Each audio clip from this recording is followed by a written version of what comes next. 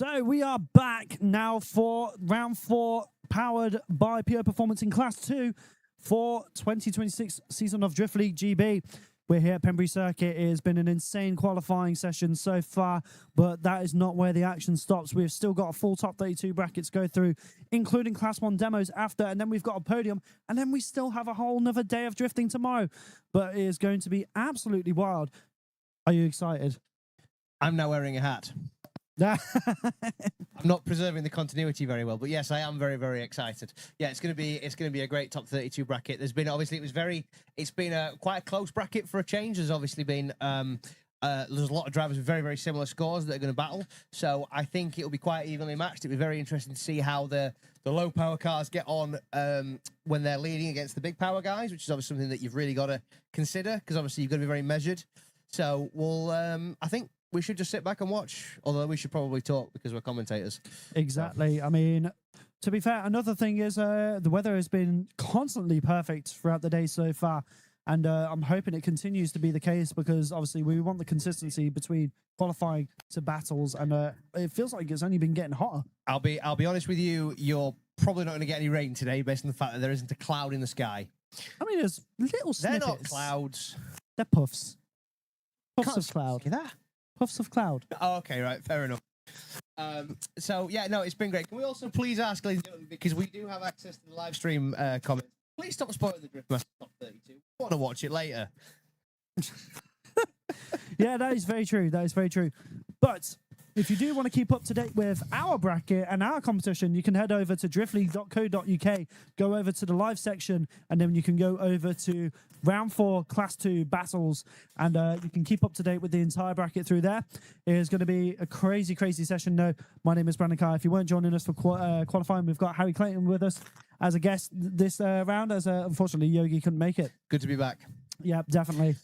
Yeah, no, it's going to be fantastic. And like I say, now there's a hell of a lot of rubber on that circuit, so the conditions have changed massively from practice. Those guys have had 2 runs to dial in, but they won't have been thinking about the track conditions. They've been thinking about need to maximise my score. So I honestly think now you're going to have drivers learning on the fly, adjustments, things like that. I imagine there'll be some drivers running no pressure. There'll be some drivers running a million PSI.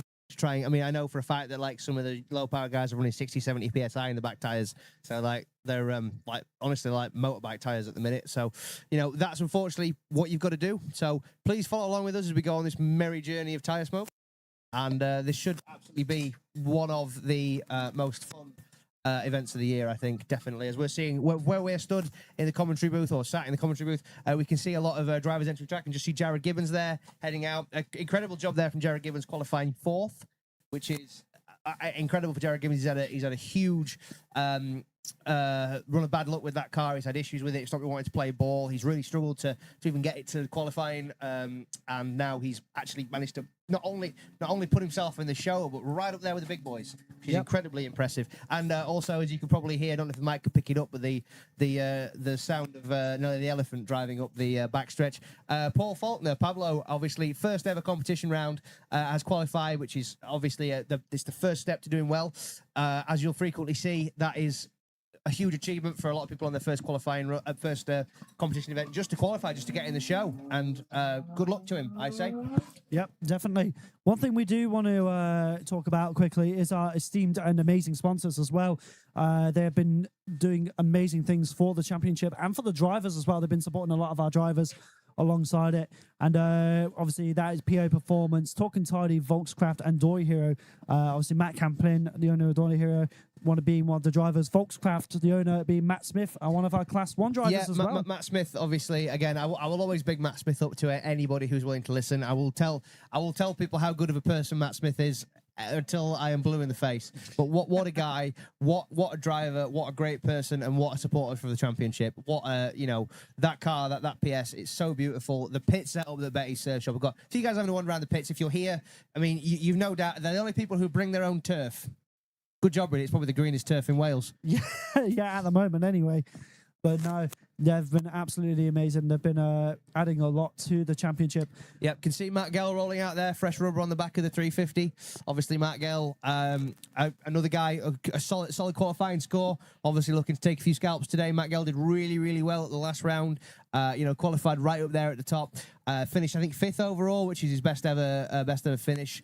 The beauty of obviously the T-side track though is it's a lot of drivers' home circuit, and the layout we were running is the layout that you would run on a practice day, which is advantageous people who've driven that a lot, hence why people like Ali Mohammed got a very good score. Obviously here we only get a chance to play on the big track once a year, so this is a real kind of like learn it on the fly by the seat of your pants type of deal. It's essentially, if you've never driven us with us in the past, it's a lot harder for the other grid members. We do have Gabby on the screen now, just sat chilling. I'm not too sure what's going on. I'm guessing she's one of our first battles. Gabby is our first battle as 32nd place qualifier. She will be the chase driver, and in the lead, Mr. Alex Williams in the Pink Panther with most of its panels still attached. As we head down now, Alex Williams, wow, big flick initiation there. Gabby caught out a little bit, really trying to reel Alex in now and get the pace back. Alex putting on an absolute clinic, but the amount of smoke that S14 chucks out, you've got to be chasing in the pocket. Gabby, unfortunately, just not having much of an answer. That car is just as powerful as the S14, but really struggling to climb onto the door. But Gabby just, unfortunately, a scrappy chase there. But again, I'm almost positive that is down to being blinded by tyre smoke. Yep, I'd definitely say so. It does look like it's a bit looser than Alex's car as well. It doesn't seem to have the grip right now. Maybe a bit too much tyre pressure. Yeah, no, there's definitely a potential for the driver's running really low pressures to stand on it and run away. And obviously, if you're not chasing in that pocket, it's like trying to chase through a cloud. Yep. You know, like I've heard people talk about here sometimes when you're chasing a fast car, you've got to drive on muscle memory almost. Yep. But the first thing you've got to do is Alex is about to be black flagged for hanging off bodywork. So that we need to get that broked. So that car obviously getting more and more undressed as the season progresses is how I would describe it, because it seems like every time I see it, it's got a bit less of it. Yes, I'm actually kind of surprised he's got no wing, but I'm gonna guess it's purely for the sake of he does not want too much grip. Yeah, that's exactly what it is. Yeah, the wing's on the back of his, well, it was on the back of his trailer deck. It's now attached to your car. Oh, cool. Happy days, free wing. As our start line, Marshall Dale there, who always forgets to bring his cutters with him. Strives to get that off. Unfortunately, he's not quite Marcin. He won't be able to change the intake in 2 minutes. Yeah. But the thing is absolutely fast on there, because unfortunately Alex has fixed it with approximately 6,000 very, very, shall we say, strong cable ties. Yes. It's well, it's nice to see the back end of the car. I mean, you can tell the jacking bar's got what it went in for, hasn't it? Yeah, you can tell the rear of the crash frame has definitely had a hit in recent times. It's a little bit buckled, but it looks like we have managed to get that back bumper off. He's just wafting a bit of air out as well, because I can imagine that car is hot. A prison in there at the minute. I mean, you can see the amount of that car already looks like it's done a tour of duty, because it kind of has, I suppose. Yep. Done 2 tours of duty technically. But now we've got Gabby to lead. Now it's Chase. Now, obviously, bear in mind, Gabby has it all to do here, and it's very hard to force an error in the lead. But she's just got to run a good old run here and see what she can do. Never know what's going to happen. Gabby doing a great job so far, but Alex Williams sticking right with her. What an incredible chase drive here from Alex Williams. Being very measured, though, making sure that he's not diving. He's leaving a room for transition, which is very, very good chase driving, ladies and gentlemen. As Gabby actually doing one of the best runs she's done all day in the lead, but Alex sticking behind him, doing a canny chase there. I mean, Alex is a textbook chase driver and lead driver. He is an all-round big guns fighter. He's really made up for lost time with that with this year, because that car it wasn't supposed to be this way. You know, he bought Oliver Evans's 2J, DMEC winning S15. Sad, unfortunate events with that. But anyway, Alex Williams is getting the win, ladies and gentlemen, advancing on to top 16. Unfortunately, Gabby, that will be the end of her day, but it's been great to see Gabby as always, and we hope to see her very, very soon. What a lovely woman Gabby is, by the way. Oh, yeah. So yeah, now genuinely one of the nicest people. Now so we've lovely. got Rob Poole versus Alfie Hunter. 2 S14s, 2 very different setups. A man who hates SRs And a man who against- loves SRs. Yep, this is going to be very interesting. Rob is very happy with his qualifying results.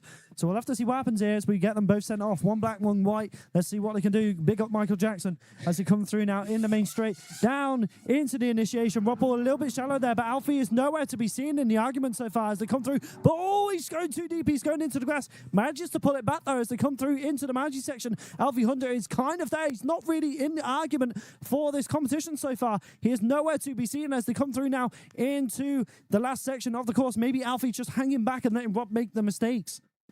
I wouldn't be willing to call that. I've got no idea. That was an odd turn of events. That is almost like Alfie's car didn't react when he wanted it to, and maybe like he pulled the handbrake and it went straight to the back seat, which is I've seen happen on many occasions. But Rob Poole obviously like really trying to put in a big commitment run there, run away from the 500 brake horsepower under Alfie's right foot, and obviously getting it wrong and going off ploughing, which is never where you want to be. Well, not always where you want to be. No, definitely not. And the yeah, so like I say, I wouldn't want to be a judge because I feel like that's going to be one of those things where there's going to be a lot of finger pyramids as they rewatch replays. Yes. So we'll have to see what happens as we get them flipped around. We now have Alfie in the lead and Rob Paul in the chase. I'm not too sure why Alfie's sat so far back. He might be asked to move forward. Oh, I think we're just having a look at his front bumper. Might have caught a bit of debris when Rob went off track. Oh, Dale has found his knife. It's in his top pocket. Ah, there we go. Good man, Dale. Good man. So now we have them back on the line. Dale's getting a sterling collection of S14 Aero. And if you'd You can like build a any whole S14 S14. Aero, please ring Dale on 07. Yeah, honestly, he's like a Garage D really at this point. Nobody is like Garage D. I'm not sure at what point it stops being a business and just becomes hoarding. That is very true, but here we go. We get him sent back down the main straight once again. Rob Paul chasing in Alfie, but you can see the power difference is making a difference here as they come across into the initiation, coming through the first inner clip, looking good so far as they come into the first transition. Rob Paul trying to get into the argument. He is struggling though, but oh, a big mistake there from Alfie. A bit of a big correction, maybe fully straightening out almost through that inner clip, but he manages to make it around the last corner as they come through. This is definitely not going to be an easy one for the judges. I could see this potentially being a one more time. Oh, we got our drone pilot saying no. I'm curious as to why. Yes, also, ladies and gentlemen, do just need to correct a small stream issue. There was a missing file on the end of the stream, which is why it was shown the 33rd place qualifier had qualified. We will correct that a little bit later. But anyway, Alfie Hunter gets the win there, knocking Rob Poole out of competition, unfortunately. I would go to the judges, but they're unfortunately not mic'd up by choice. I would guess that maybe, now I'm thinking about it. Yeah, so it was three wheels off in the chase for Rob Poole, which is... Oh, 3 wheels off in the lead for Rob Poole, so that would have zeroed his run. So there you go. Yep, so obviously there, lead to lead, chase, Alfie Hunter got it. But now we got Pablo, which should be a relatively evenly matched battle here with Kieran Burley, with, these cars, between 250 and 300 brake horsepower. So we got Kieran to lead and Pablo to chase. Kieran there, great run up so far. Looking good as they come through the first transition. Look at this, though, between the two of them. They're looking nice and good. But Pablo is struggling to get onto the side of Kieran's E46 as they come through the last corner. Oh, nice and a broken arm there. Oh, I'm not too sure. That's, oh, yeah, on the rear. He is now crab walking. Oh. Yeah, that is a broken control arm there, ladies and gentlemen. And I do believe he's potentially going to be able to get a timeout.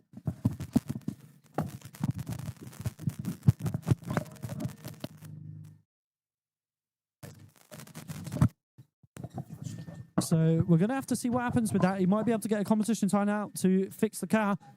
So we might have to move on to the next battle as he goes for a 5-minute. Very unfortunate there for Pablo as he does pull up in front of our commentator area. He looks very dejected, and I do feel for him. Yeah, so unfortunately, the 350, one of the biggest downsides to the 350 is all the arms on the back are cast aluminium, which means if you get even a slight bit of a bump or a bit of shock load, it's a goner. So yeah, that's very, very sad there for Mr. Faulkner, not how he would want to finish his run, but we are just going to check if he's going to call a 5-minute rule. It's right in front of us. I'm going to go and have a cheeky look. So Kieran's just sat waiting to see what's going on, as we do have a recovery man with Pablo, Paul Faulkner. It does look like Paul's going to try and move the car. As we do, yeah, it looks like it's an interesting one to say the least. But Harry is sat there just having a quick chat with him. Harry, what's going on? Oh, it looks like Paul is going to drive the car back to the pits. As we have a recovery guy just sitting alongside him to make sure he gets back safe. So, Harry, what's the verdict? Yeah, that certainly looks like it's... Well, I last time I checked, I think a 350Z is supposed to have 2 tow arms. Oh. And I believe it now only has just 1. What, completely gone? No, it's just sheared the rose joint. So they are okay. actually not standard arms on the back of that car. So I was surprised, actually, that they're not standard arms, but they're not. So... What manufacturer are they? Do you know, I didn't look. I just saw that it was broken. I can imagine it'd be something like FDF, potentially. Potentially, although something I did notice is there was a big mark from where the tyre was rubbing it. Whether that's pre or post the arm braking, I don't know. Yeah, we'll have to see. So, is he pulling a 5-minute? As far as I'm aware, yes, he will be calling a 5-minute rule. At least we were just double checking. But yes, sounds like he might be calling a 5-minute rule. He may have a spare arm. If not, then it will just be on Kieran Bailey just to initiate and essentially just initiate drift to prove that he can. And then that will be him carded through to top 16.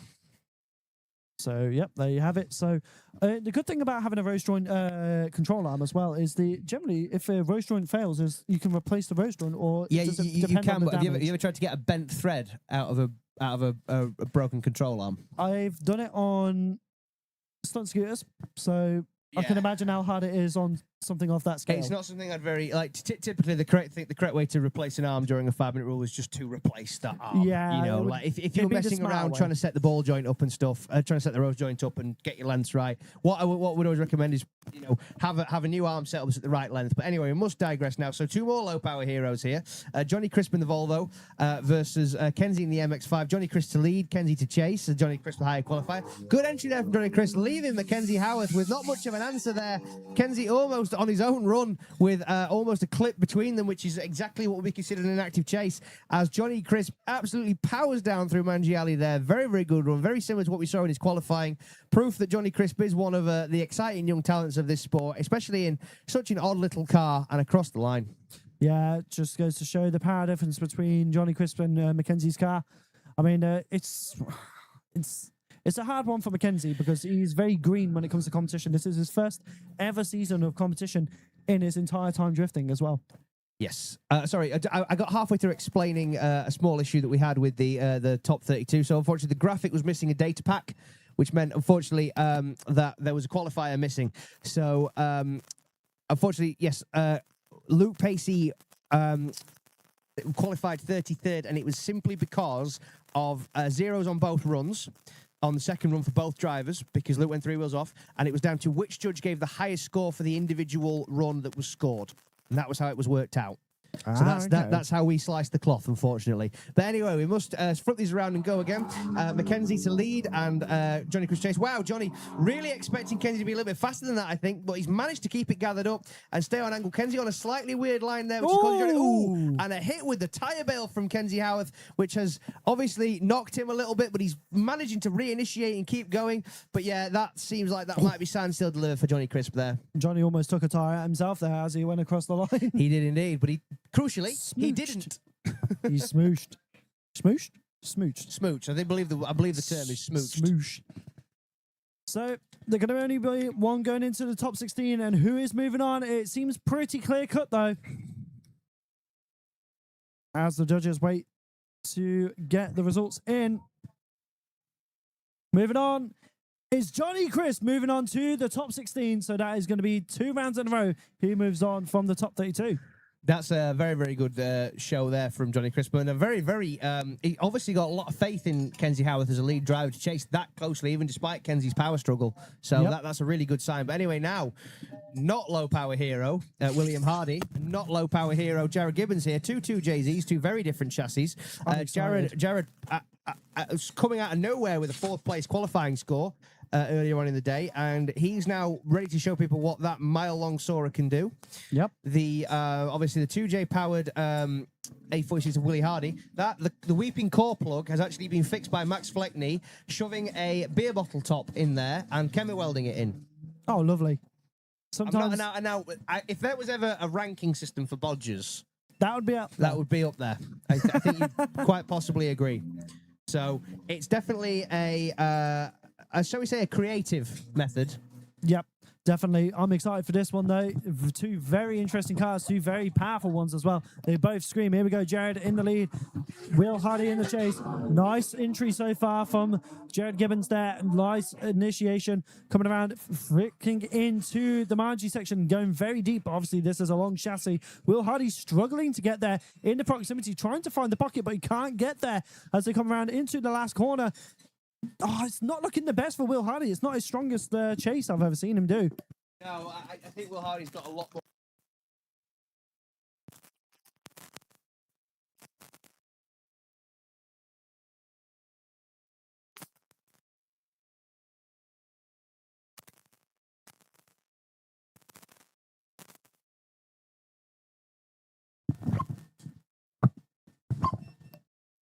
Yeah, possibly there. You'd say Willie Hardy just being caught out by the pace of Jared Gibbons' car. Probably not expecting that huge boat of a Sora to accelerate so quickly. So no, definitely not. But obviously, there's two halves to a battle, so we'll have to see what happens. The battle is not over until it's finished. It ain't over till it's over, as Lenny Kravitz once sang. Yep, exactly. So, well, actually, I can't even get the reference up because I forgot his name. Terrible. But it's a song. You need to re-up on your pop culture. It's a song called Far From Over, basically. God, I ruined the joke. That's a very good point, actually, Mr. Smash J9U. It's not a bodge if it works. It's a budget modification. Exactly. I respect that. That is a great ethic for that. As Willie Hardy now sets off. So here we go. Let's see if that bodge works as they come around into the first corner. Looking good so far. Jared kind of getting left behind, getting caught in the smoke, but he does do a little bit of a check up there. And it's twice. That is twice in a row that we've seen that from Will Hardy.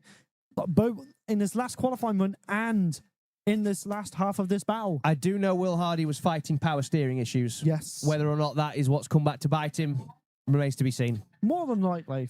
At this point, it would not surprise me. I'm not sure if that car runs a mechanical PAS pump or if it's an Astra pump, but either way, I think that might be all she wrote for Will Hardy, unfortunately. So Jared Gibbons here.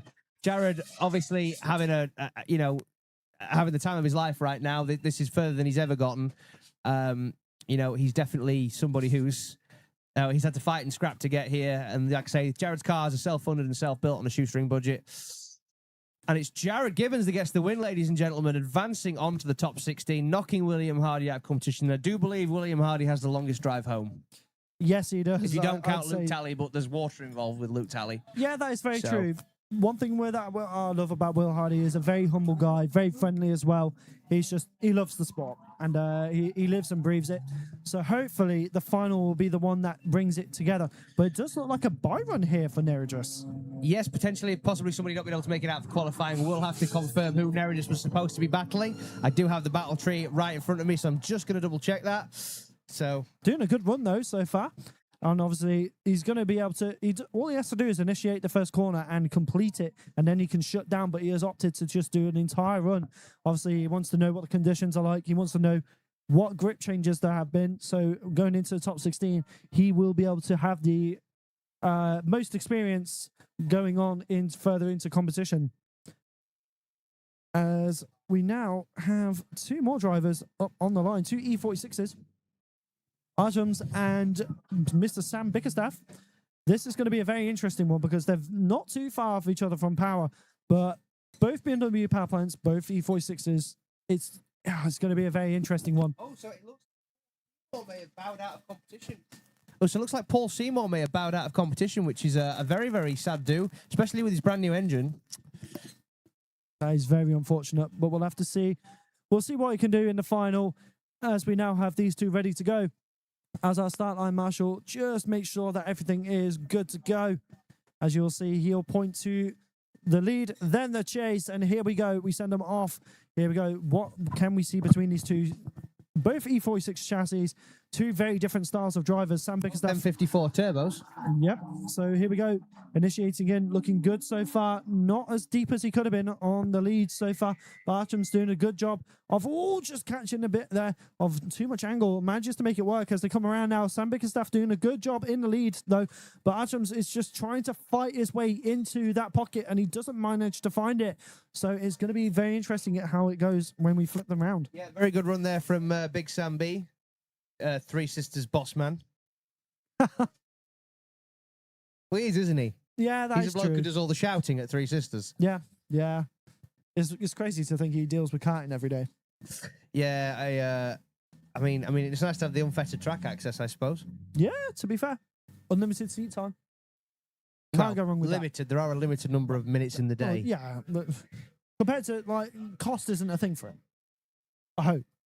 That'd be nice, wouldn't it? Of course. Imagine you have a track like Three Sisters and you can get onto it whenever it's free and for nothing. I'm going to have to find out if he does. The problem with Three Sisters, and people don't appreciate this, unfortunately, with drifting, is Three Sisters are always dangling on a knife edge with drifting at that site because of sound. Yep. And unfortunately, because we have this phenomenon that happens in the United Kingdom where people, developers buy cheap land because it's near a racetrack and then build houses on those, on that cheap land. And then people who don't like cars move into those houses and complain that the racetrack is noisy. Yep, it's terrible. Yes. But speaking of noisy, we'll have to see what happens in the second run as they fire into the initiation. But Sam Bickerstaff is nowhere to be seen. Archams is just free to walk away as they come round now into the next corner, coming into the marching section. Oh, but he goes too light. Oh, that is not good. I think he just missed the tyres, though. He got away with it as they come around, but Sam is just nowhere to be seen. There's a very good possibility that Sam is really hanging back now because he can't trust the lead run. Potentially. Sam's quite a calculating driver, so obviously there's every potential for that. So, yep, I've just seen someone going, "Oh, a Latvian driver in DLGB." We do actually have a couple of Latvian drivers in. Yeah, we do actually. Yeah, there's quite a few Latvian drivers actually. Also, yes, thank you, Box in this lab. We do agree houses should not be built near racetracks, but we're in the UK and there's no room. Yeah, well, there's plenty of room. It's just they can't be bothered. But that's true, actually. Yes, they just want the cheapest contract they can get. Yeah. But who's going to be moving on into the top 16 between these two drivers? There's a bit of deliberation going on here. Yeah. Hopefully, old Princess G-Tech over there, Amber. Hopefully, her arms don't get tired.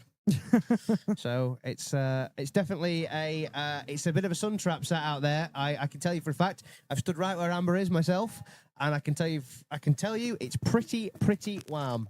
Yep, I can imagine. Oh, those arms must be sizzling right now. Yes. Fortunately, I think it's like I say. I used to get the most fantastic tan because I used to get a tan on my hands and on my face and on my neck and nowhere else. In the pro bands, it was great. I looked ridiculous. Although I can see our friend Drew over there with the fire extinguisher, everything's fine. But Sam Bickerstaff, ladies and gentlemen, is getting the win and advancing on to the top 16.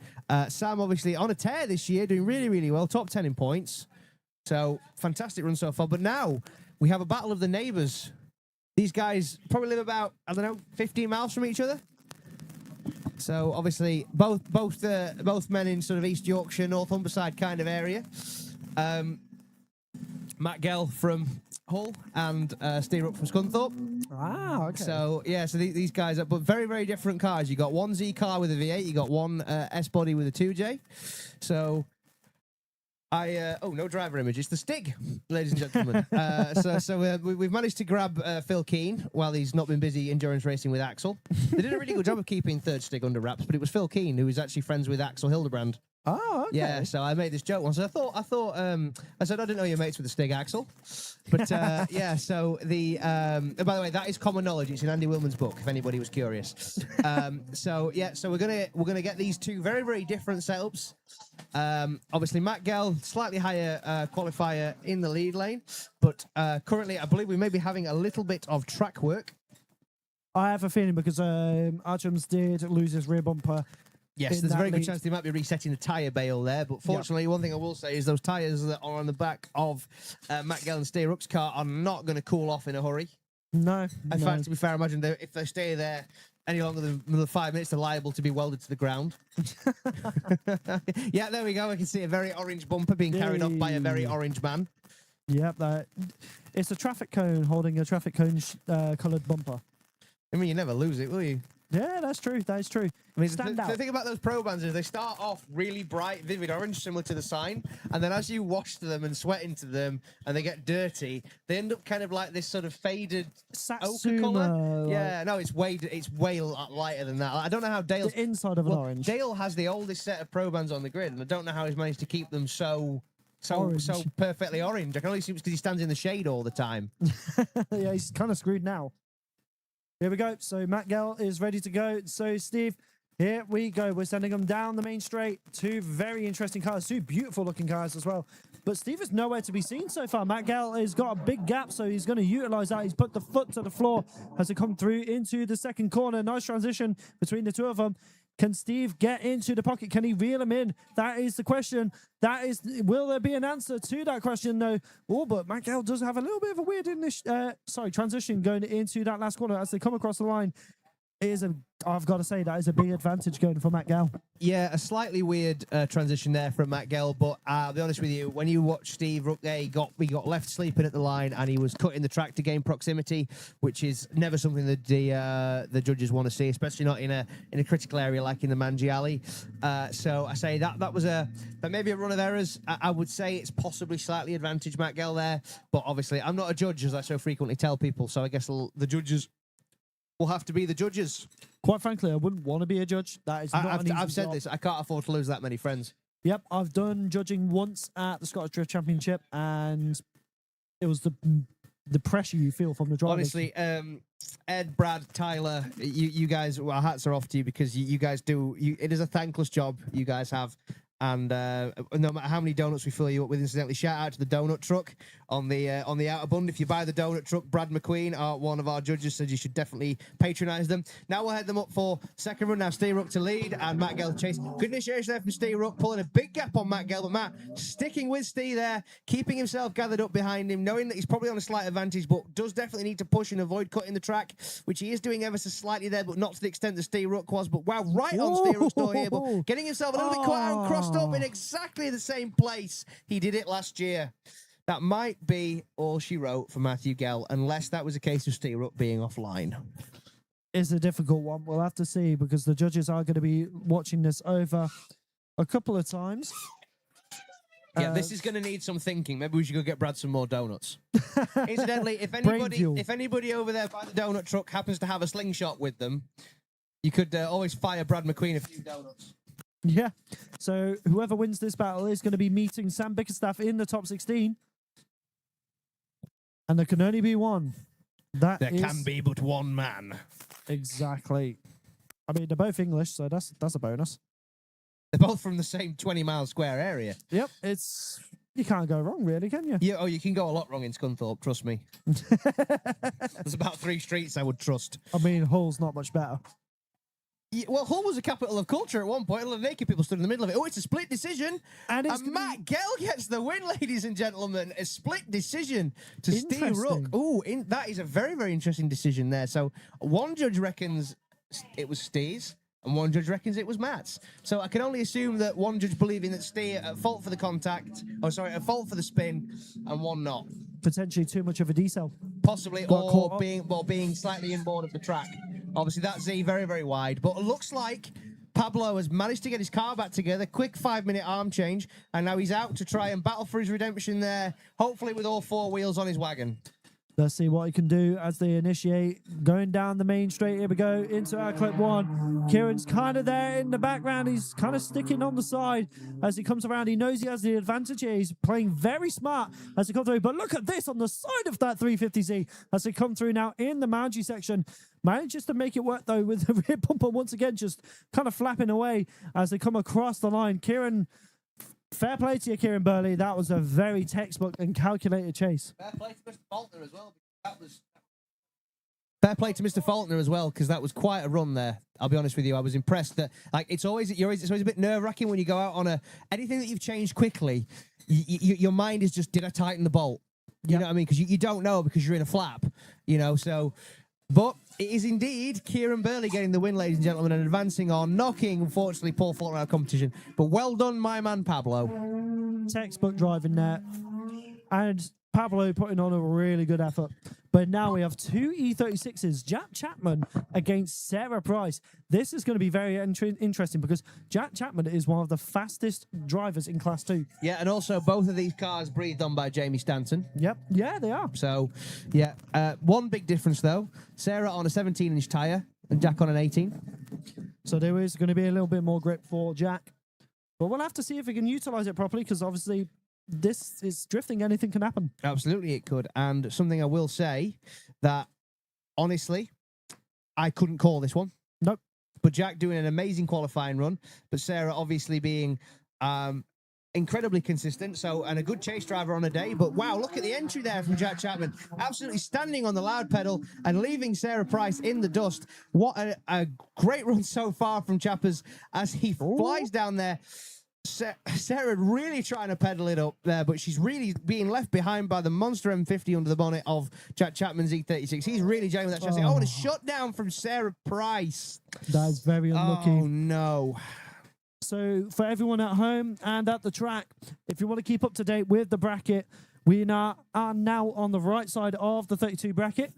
So if you want to go to driftleague.co.uk, you can head over to live results and go and check out Class 2 Round 4 battles, and you can keep up to date with the bracket as it's live. Yeah, so the first half of our bracket has been decided now, and there are some very, very spicy battles coming up. I'm interested to see a few of these, but we won't spoil them for you. You can spoil them for yourself if you so wish, but we don't intend to spoil them for you. Exactly. So now we're going to get Sarah in the lead, Jack in the chase. Obviously, Jack having the massive advantage now going into this half of the battle. So we'll have to see what Sarah does. Can she put on that flawless lead that she can do? We know she's got it in her. Absolutely, but also, can Jack keep himself contained behind a slower car? That is a very good question. So here we go, sending them down the main straight once again. Two E36s initiating into the first corner. Sarah doing a good job so far. Maybe a bit shallow on that inner clip. Jack kind of there, holding a little bit further back. He's kind of playing it really safe right now, which is exactly what he needs to do, as he sees that Sarah is a little bit shallow in some of the zones. Oh, but he does make a big mistake there. Oh, and he straightens up. He has just done exactly what Sarah done in her chase. It must be an E36 thing. Honestly. And we're talking about how beautiful they look these days. They do, and they're both very, very lovely cars, and they're both very, very lovely drivers as well. They're wonderful people, Sarah and Jack both. I consider them both to be good friends. Yep. And they are an absolutely fantastic, great positive attitude, credit to the sport, do a lot of driving, and they really help to promote the look of the sport. But anyway, there is a decision in. Oh. This has implications, and it looks like it's a one more time, ladies and gentlemen. So one more time, they're going to go at it again. So we're going to be going one more time, but I do believe before we do that, we're going to let them go and change tyres, put some fuel in. Yeah, I think Jack's going to need some tyres after that. But now, now, this is going to be interesting. Jarvis Williams in the BPS 14 to take on Vicky Weaver Lynch. This is their first time they've ever met in competition. Is it? Yep, I do believe so. I don't think they've ever met in battles. That will be very interesting because Vicky, a very, very experienced driver with a lot more power, but Jarvis, obviously a man on a mission, willing to push. He's not going to just pack up and go home that easily after doing that incredible clutch change. Oh, yeah. He will put everything on the table. I will remember that clutch change for the rest of my life. Well, your arm will. Yes, it absolutely will. So, let's see, that is hilarious that you just see Nissan S14 MX-5 1.8. Yep. But here we go. Initiating in, Vicky Weaver Lynch. Nice and fast. Jarvis kind of there. He is holding back, though. Struggling to keep up with the pace of that E46, but he manages to start getting up onto the pocket, but does lose proximity. He is not in the right spot. Vicky has now got the room to run away as they come into the last corner here on that outside zone. Not the best start for Jarvis there, but obviously he is against someone with a lot more power than him. Yeah, and also it sounded to me awfully like Jarvis was in third. Yep. Because I could hear the car. I mean, an MX-5 limiter sounds. We know what an MX-5 limiter sounds like. We've heard them enough. It sounded very much like it was hitting the limiter a lot there. Yep. I think it's, to me anyway, sounded like Jarvis unfortunately just not having the gearing for the track, which is always a huge issue. Yep. But Vicky having a gazillion gears, super easy. Look at the positive camber on the back. That looks crazy. Is that correct? Yeah, it is correct. The other tyre matches. That was almost a broken arm level of camber. I wasn't sure for a brief second. But that is Drift Masters kind of camber. Well, that is, the logic behind that, right? The idea of that is obviously because when the suspension loads dynamically, everything naturally cambers in and toes in. So the idea is you run insane amounts of positive camber on it, so that when it all squats, it goes to zero. Yep. So then you get the entire contact patch. Yeah. And then you get all the grip that you can get. Absolutely. Yes. So this is definitely this is a real David and Goliath battle in a lot of ways. Yep. So we'll have to see what happens as our start line marshal gets them sent down. Here we go. Jarvis has got to put everything on the table now. He's got to put on that perfect lead and hope that Vicky does make a mistake. Nice initiation between the two of them so far. Vicky holding back, though, very far compared to what I was expecting as they transition across into the second corner through the inner clip. Jarvis doing a good job in the lead so far, though. Look, putting on a good line as Vicky slowly creeps up towards him. He does drop 2 tires, maybe 3, so that could be a 0 on Jarvis's lead there. So that could be all she wrote. Yeah, unfortunately, it was all going so well there for Jarvis, but I think that last 10 feet might have put the nail in the coffin for him. He did an absolutely manful job there to overturn what was probably an advantage to Vicky, but I do think that might be a 0 run, unfortunately, with the 3 wheels off. That is the danger zone. The bit outside the track is loud, but Jarvis, he's clearly not let it break his spirit because he's super happy. He's out of the car. He's going to go over and say hi to Vicky. He is one of the nicest guys on. Also, Vicky. Drifting. Also, can I also mention how amazing Vicky looks? She's been like, honestly, Vicky's. I've been following Vicky's weight loss journey as well, and she looks absolutely incredible. Bless her heart. I'm really, really proud of the commitment she's shown, and the honestly, like, again, 2 people that I've got huge love and respect for. Again, both people who self-built their cars on limited budgets and have built, just incredible monsters.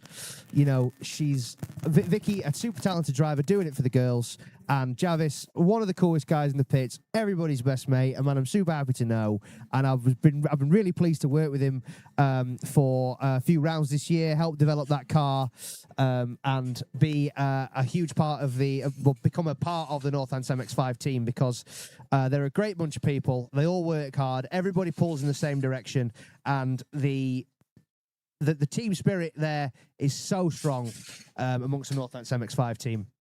But there can be only one winner. Jarvis wants a one more time. He wants a one more. He's trying to influence the decision. I'm not sure that's allowed. I don't think you can wave in one of the drivers as the 4th judge, but I guess we'll see. Jarvis always wants a one more time. He does. He just wants to drive. Oh, well, guess what? He's got his wish because they're going again. Fantastic, ladies and gentlemen. This will be a very, very good show. Definitely. I'm very intrigued to know why that is a one more time, but that is a unanimous decision. So it is. There's something we didn't see. My general belief is potentially it was down to 3 wheels off there for Jarvis. Vicky, I'm not so sure. Yeah, that's what makes it interesting. But then again, it's hard to say. I'm not too sure. But obviously, we're not judges, so we don't exactly know everything. So it's down to them. But now we have Michael Bennett and Toby Walker, 2 BMWs.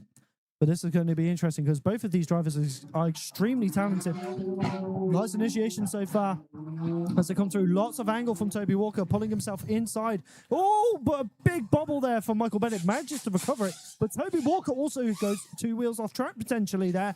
That is very interesting. This is a very... I'm hitting the tires. It's a battle of errors, as I would describe it. Yeah, like Windows Alt F4. I think that was definitely a much bigger error on Michael's part, and also it was also the first error. So technically speaking, at that point, the run is zeroed. It's not about who's worst; it's about who's first. Then again, you also had Toby Walker in the first corner putting on too much angle through the inner clip, but that is and pulled him inside. That is not a zero. Oh no, definitely. So the question of it is whether Toby impeded the car. Yep. So that's what the judges have got to work out. And again, I'm really glad I'm not a judge. Yep, exactly. The stick's getting around today, isn't he? Tell you what, one of the if I was in that situation between the two of them, if it was Seto Corsa, I'd be putting the back to bits one straight away. Yeah, absolutely. Just restart, re-go, like just go at it again. Like Definitely. There's a point where you can't call these things, I think, and unfortunately as well, Toby with limited seat time in what's a relatively new chassis. So okay, so now we have the flicked around once again. Michael in the lead, Toby in the chase. Let's see what we can get out of these two. Who will make the mistake first in this second half of the battle? Coming through the undercut. Oh, the rear bumper just completely flying off. that was the Toby deck lid. Oh, wow. Okay. So, oh, yeah, it is.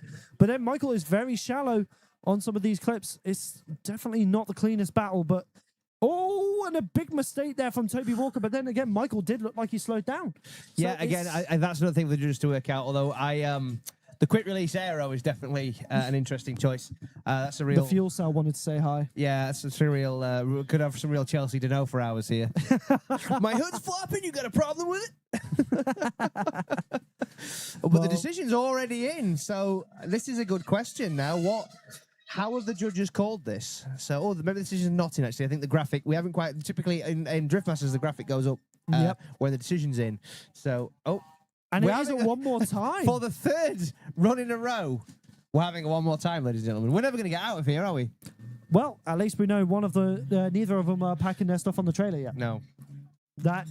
It's more battles, more excitement. That's what we like. But now we got Kai Barlow on the line in that 1.6 turbo MX-5. This thing is a thing of beauty, the craftsmanship behind it. And if you can see, he's sat almost front to rear bumper with Edgar's Crummins, because obviously Edgar's outpowering him.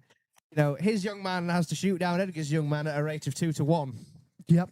It's going to be an interesting one for Kai, because that Kai is significantly bigger, and it's got the advantage of the chassis weight pulling the momentum through that first corner. Absolutely. So we'll have to see how Kai kind of deals with this, because as an MX-5 driver, you've got to be a bit more creative in the way you drive to be able to get through these situations. But Kai has beaten people in battles this season so far that we didn't think he would. So he's definitely made a couple of surprises. So you never know. This could be one of those moments. That obviously Kai has taken a couple of big scalps, chief among which, of course, would be Jonathan Hargrave. Yep. So that was a very interesting battle. So we'll have to see what happens, as I think we're just getting the boot lid from Toby Walker's car. Yeah, we're just retrieving. If anybody wants an E46 boot lid, it's currently going begging at the Marshall. You'll be able to build a whole car from the stuff that's been shed off of these. So now, look at that thing. That car is just awesome. If you've seen the inside Stop being of it, an MX-5, laddo. I know. So here we go. Eggers in the lead. Kai Barlow in the chase. Look at the gap formed between the two of these, though. But that was not the best initiation from Eggers. Definitely a bit too lax as they come through now. But Kai is nowhere to be seen. The argument is not to be had as they come through. They're basically almost entire clips worth behind each other. So we'll have to see what they do in the second half. But Edgar's almost going a bit too much into the rotation there, but manages to make it work and finishes the lead off nice and clean. Kai just struggling. Like, this is where power comes in. Yeah, Edgar's obviously possibly getting a little bit cocky there at the end and thinking he'd run away with it. Kai, he's done a great job with his limited equipment.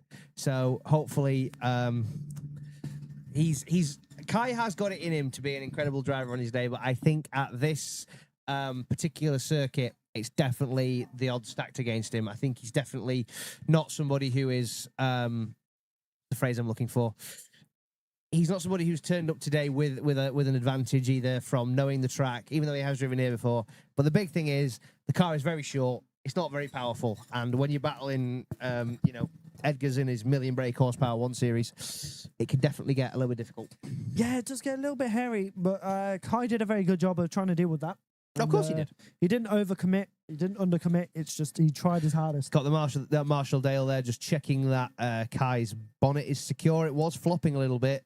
It is mostly carbon. I know the headlight covers are carbon Kevlar. Headlight covers a carbon Kevlar. I'm not too sure what. I think the bonnet is just pure fiberglass. Yeah, it would make sense. But Dale's just having a little bit of it. There we go. There you go. There was a bonnet pin there, so that very was nearly a Chelsea Denofa. That would have been fun. It wouldn't have been, and also Kai wouldn't have kicked off to that level. But anyway, we will change where I go again. Looks like those fixing those bonnet pins down's made absolutely no difference as with a wibble and a wobble from the bonnet as Kai Barlow initiates. Edgar's right there behind him in the 1 Series. Not a big car, but looks giant compared to Kai's MX-5. Good entry there through the Manji alley there. Brilliant run so far from Kai Barlow, but I don't know if he'll be enough to overturn the disadvantage here as Edgar's just needs to complete the lap behind him. And I believe, unfortunately, that might be all she wrote for the future motorsport engineering prodigy of Kai Barlow. Gotta say, though, Kai did an incredible lead in such a small and underpowered car for this layout. That was a really great run. Edgar's definitely got a little bit hairy in that last transition. Yeah. He was. I'll be honest. I don't think anybody from Team North MX-5 came here intending to win. No, they came never do to see how well they do. And Edgar's Krumins gets the win, ladies and gentlemen, breaking the one more time streak and advancing on to the top 16. Kai Barlow, great job, Kai. We're all very proud of you, buddy. Yep, definitely. So now we got the one more time between Jack Chapman and Sarah Price. So let's see how this goes. Obviously, now they've got a second opportunity. Sarah's going to have to jump the line a little bit to try and keep up with Jack on that straight. Can she stay with him? That is the question as we send them now as fast as they can. Oh, Sarah is right there, though. She tries to get onto the pocket, but has to fall back a little bit. Jack doing a good initiation. Nice line so far through the first corner, transitioning across. But Sarah is trying to stay there. She does straighten up a little bit, struggling to keep up with that car that is smoking the entire car. As they come around into the last corner now, Jack Chapman is just that further away. He's got that more pace, that much more pace. It's just, I think that could be all she wrote for the second. I mean, obviously, no, it's the first half. That was live scenes from the power struggle. Yep.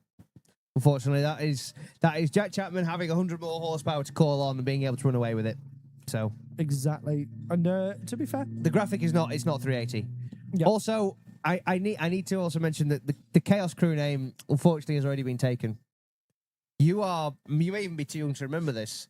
You remember Scrappy Challenge from back in the old days? Yes. Do you remember they did a series called the Scrappy Races where you had to build a car and then drive it on the roads? Okay, so there was a team in that called the Chaos Crew, and they actually won the first one and then won the second one. And they built a double-headed taxi and a Range Rover ice cream van. Oh, wow. They were actually, believe it or not, they built those cars about, 2 minutes from where I live. Oh, wow. Yeah, so my dad actually went to school with the team captain, a guy called Andy Middleton. But yeah, so I suppose Chaos Crew has officially been defunct since 2006. So maybe the trademarks run out on it. Maybe it's a homage. Maybe it is a homage. Although I imagine Jack Drake was too young to remember the Chaos Crew of old. Yeah. So yeah, but anyway, You never know. we digress. So here we go, Jack Chapman in the lead, Sarah Price in the lead. Look at this, though. Good so far as they come through the second outside clip on into the first transition. Looking good. Oh, but Jack Chapman does almost straighten up there as he comes around into the last transition. He is very, very shallow, trying to cut the track to keep up with her. He's aiming for proximity, not line. Not the run I would have expected from Jack Chapman there. No, That was unfortunately not his No. good form.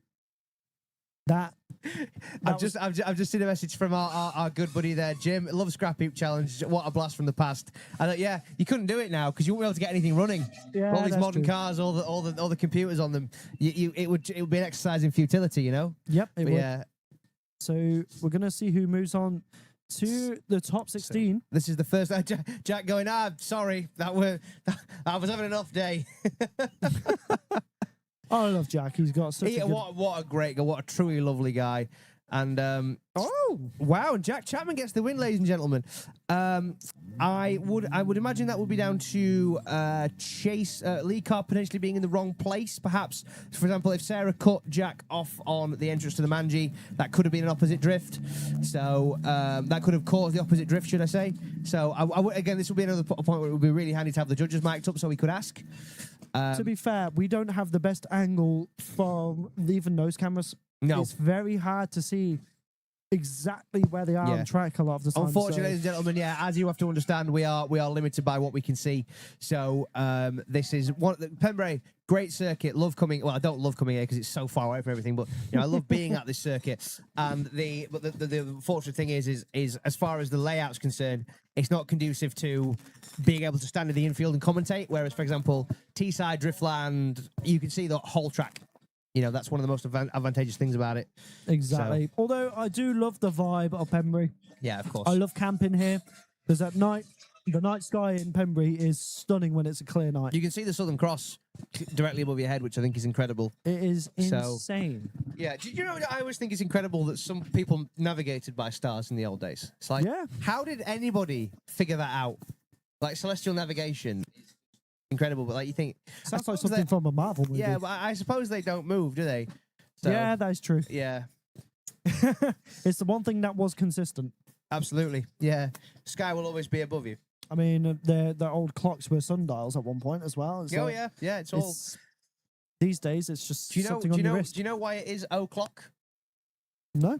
of the clock? It's a shortened, Oh. which is a correct apostrophe usage, unlike what I Yeah, we talked won't about talk earlier. about that because I remember you were like ready to go off on one. I was Ready to scrap. my literary brain. I was fully going off about it. I'm not even gonna lie. That stuck in my craw. You went so- full Karen. I did go. Oh, that's harsh. Wow. That Yeah, that's. But anyway, we're getting off track here. So we now have the one more time battle. Again, we've got another slugfest for a one more time, Yep. which is Vicky Lynch versus David Williams. So Javis is going to have to really push this time. He knows the pace now. he also knows that the clutch that he's put in is a second-hand clutch, so he knows that it's on its last legs. So he's really Full commitment. Yeah, so he's got no choice really but to boot it to the moon. And in the famous words of Ivan Drago, if he dies, he dies. He wants those points. He wants to get further up in the championship. So he's got to commit. So here we go. As the start line marshal sends him off. Let's see what he's got, Harry. Absolutely.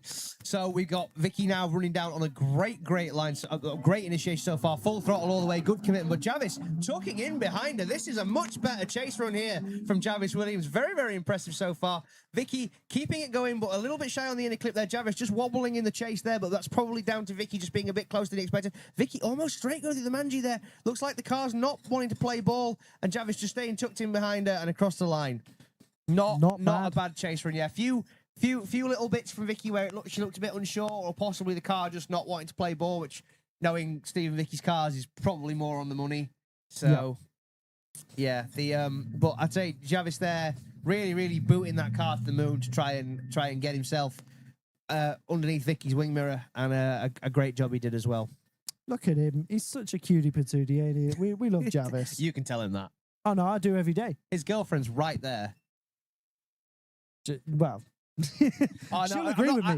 She'll agree. I'm not being funny, right? But if it's you or Abby in a fight, you're going down. You're going down. You would No one messes with Mama You wouldn't MX last Northants. one round. Nobody messes with Mama MX-5. Yep. She's honestly. the matriarch of the team for good reason. She's fought and scrapped her way up there. So Without her, it's chaos. she's climbed to that top rank on a pile of bodies. But anyway, we've got to flip them round and we've got to go again. So Javis now, a little bit of a faint entry there from Javis. Very, very good. Really booting that car. Can hear him hitting the limiter there. Guessing he's still in third gear. Out not as deep as Vicky, but doing a good job. But Vicky really getting tucked in the chase there. But a little bit of a gap opening up now as Javis boots it into Mangiali. Vicky wanting to tuck up behind Javis, but just not quite finding the pace. Possibly between gears. But there's a very, very good run so far from both drivers, all things told. And across the line, and Javis is very happy. Arm out the window. Big slides, big sends. I think whatever happens here, he's had a good time. Yep. I mean, I could see this potentially going to OMT once again. Like, it could happen. You never know. I mean, this would be ideal for Javis. Yeah, now I've just sent a message from Ash Car Collective. Now the commentators mentioned it, I can't unsee Vicky's rear camber, but when it's sliding, the wheels sit perfectly. Makes sense. Yeah, it's actually a trick from drifters of old. Javis very, very happy there. Look at that. Let's say, I've never, ever in my life seen Javis at the end of a battle not get out of the car and hug the other driver. Yep. You know what I mean? That is a man of honor. Of course he is. He's a man who appreciates a fair fight. Yep, definitely. You know, absolutely. He doesn't like getting. Obviously, I know him very well in the sense of if he gets a buy run, he doesn't feel right about it. He No. wants to battle his way up. Yeah, he's a man with a solid work ethic in this game. But obviously, this is taking a little bit of thought from the judges. Yep. I mean, to be fair, I don't blame them. That was a pretty good battle. So it's just a question of who made more mistakes. And obviously, proximity-wise, they weren't far off of each other. No, at they all. weren't, which is surprising considering that, you know, one of them's over 200 horsepower more. So it's quite it impressive. is, I've been joking to Jav that he needs an 8-speed to try and make the most out of the... To be fair, it would be very useful for him. It would be a pain, is what it would be. Have you seen how big an S-body tunnel is? No. It's hard enough to get a 6-speed MX-5 gearbox in there. Really? Yeah. Like That I don't says a know. lot. I don't know how people fit like Z boxes in there because you can't see the bell. You tunnel? can't see the bell housing bolts. New trans tunnel. Well, that's what you've got to do. You've got to cut a big tunnel into them, basically. So we can't.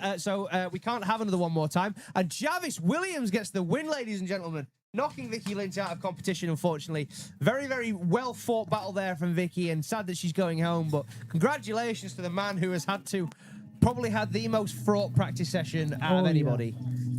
Do love that car though. That pink Power Max livery, it just looks stunning. But now we've got Toby Walker and Michael Bennett once again. Just to be abundantly clear for the stream here, ladies and gentlemen, there is a single one more time. You are not allowed a second one more time. So that is why the decision had to be made there. Fair certain they might have gone one more time had they had the opportunity. But anyway, another one more time now. We have Toby Walker and Michael Bennett. Toby Walker, wow, leaving Michael Bennett for dead there. Wow. As Michael steams in behind him now, trying to make up the pace. Toby there, but a bit shallow there and not really picking up the inner clip in the way he'd want to, but getting gathered up by Mangielli with a lot of angle there from Toby. Just about manages to haul it back in and plant his foot, but he's dragging very wide there. Oh, 3 wheels off. Oh! Oh, And just dear. a small bump with the tyre bale. Just a little dunk. Just a little kiss. Just Little kiss. no kiss. Little kiss. Now kiss. No Shout kiss. out Mike Tyson. I know you watch this every No time. kiss. I love that meme. It's so good. It's funny how all the best boxers have got like slight speech impediments, like Tyson, I mean- Chris Eubank, Nigel Benn. Yeah. Is there any surprise with how much their Do you heads know, get beaten? do you know Chris Eubank once wrote a book about ethics? And he says if it does well, he'll write one about Kent as well. Oh. Yeah. So now we're going to get them flipped around. Michael Bennett is going to be in the lead. Toby Walker is going to be in the chase. It's gonna be an interesting one because obviously, you can tell Toby wants to get that run up. He does not want Michael to get ahead. Michael ain't going nowhere. He's under that wing. So here we go. Let's see how they get in for the initiation. Oh, but Toby really just fallen behind there, just nowhere to be seen. He just wasn't prepared.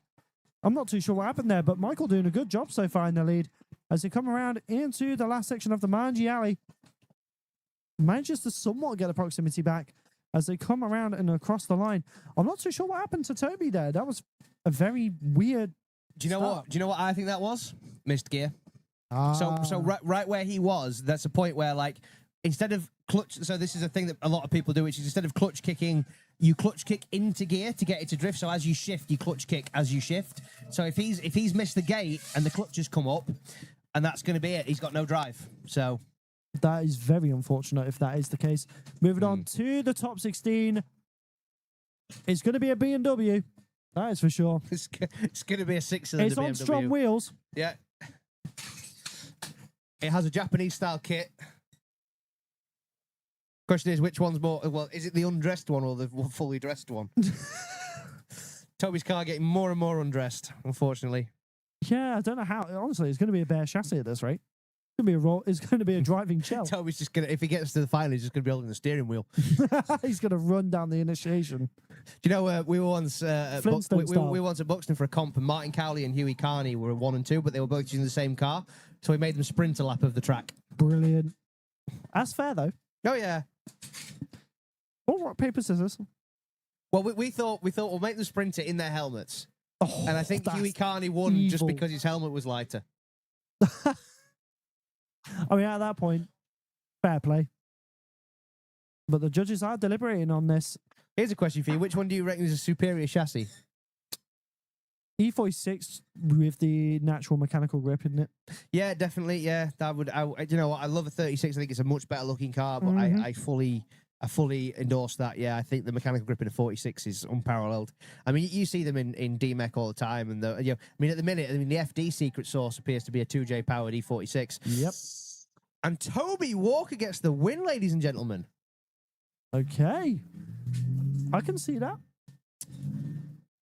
Really good performance, though, between the both of them. But here we go. Mr.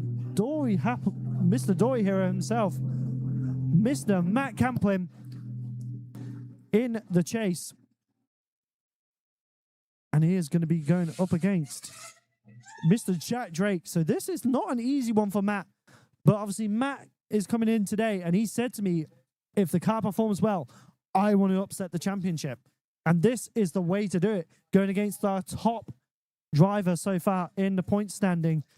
This could be big. This could have massive implications for the championship for Jack. So if he gets knocked out now by Mr. Camplin, this could see a massive upset to his championship. But we'll have to see what happens, because obviously right now we haven't even sent them off. So we'll have to see what they do. As we just wait on, I think we're just waiting on the judges to be ready. Here we go. Matt Camplin now chasing in Jack Drake. Here we go, initiating in. This is a big one for the championship for Jack. He needs to get through this. But Matt Camplin is nowhere to be seen so far. Jack Drake is just walking away as he comes around into the first transition, into that outer clip. This is looking good so far as Matt tries to claw back that position in the chase as they come around into the Manji and come around the last corner. But Jack Drake is just nowhere. He's just gone. Matt is nowhere to be seen. And unfortunately, this is going to be a massive advantage moving on for Jack Drake. Was indeed. And also, I just thought I would go and just get some clarification on that last battle, because I think we, unfortunately, maybe put a bit of cognitive bias into this as commentators. What it actually was Michael initiated late, which caught Toby out. So obviously Toby couldn't get onto angle where he needed to be. So that was actually why it went the way it did. That's come straight from the judges. That's not me inferring that. So that's why he got caught up in his chase. That makes a lot more sense. So fair play. I did have a feeling something wasn't quite right there. But now we got Jack Drake in the chase, Matt Camplin in the lead. Jack is someone who does not care if he's got the advantage. He will push the side of someone's door regardless. He wants to earn that victory as he comes through now. Playing very smart so far, though. So he might be making me eat my own words so far. But Matt just comes off, and unfortunately, he has dug his own grave for this round. He's dug something. Yeah, well, possibly two big divots in the grass. Yep. I mean, he's may as well be Matt camping on the grass. Matt's going camping. Matt's off camping. Yep. So if you haven't seen the big wrap on the bonnet, that is Matt. Quite a few years ago. Matt has a picture of his face on his bonnet. It's just him. Yeah, it's a very.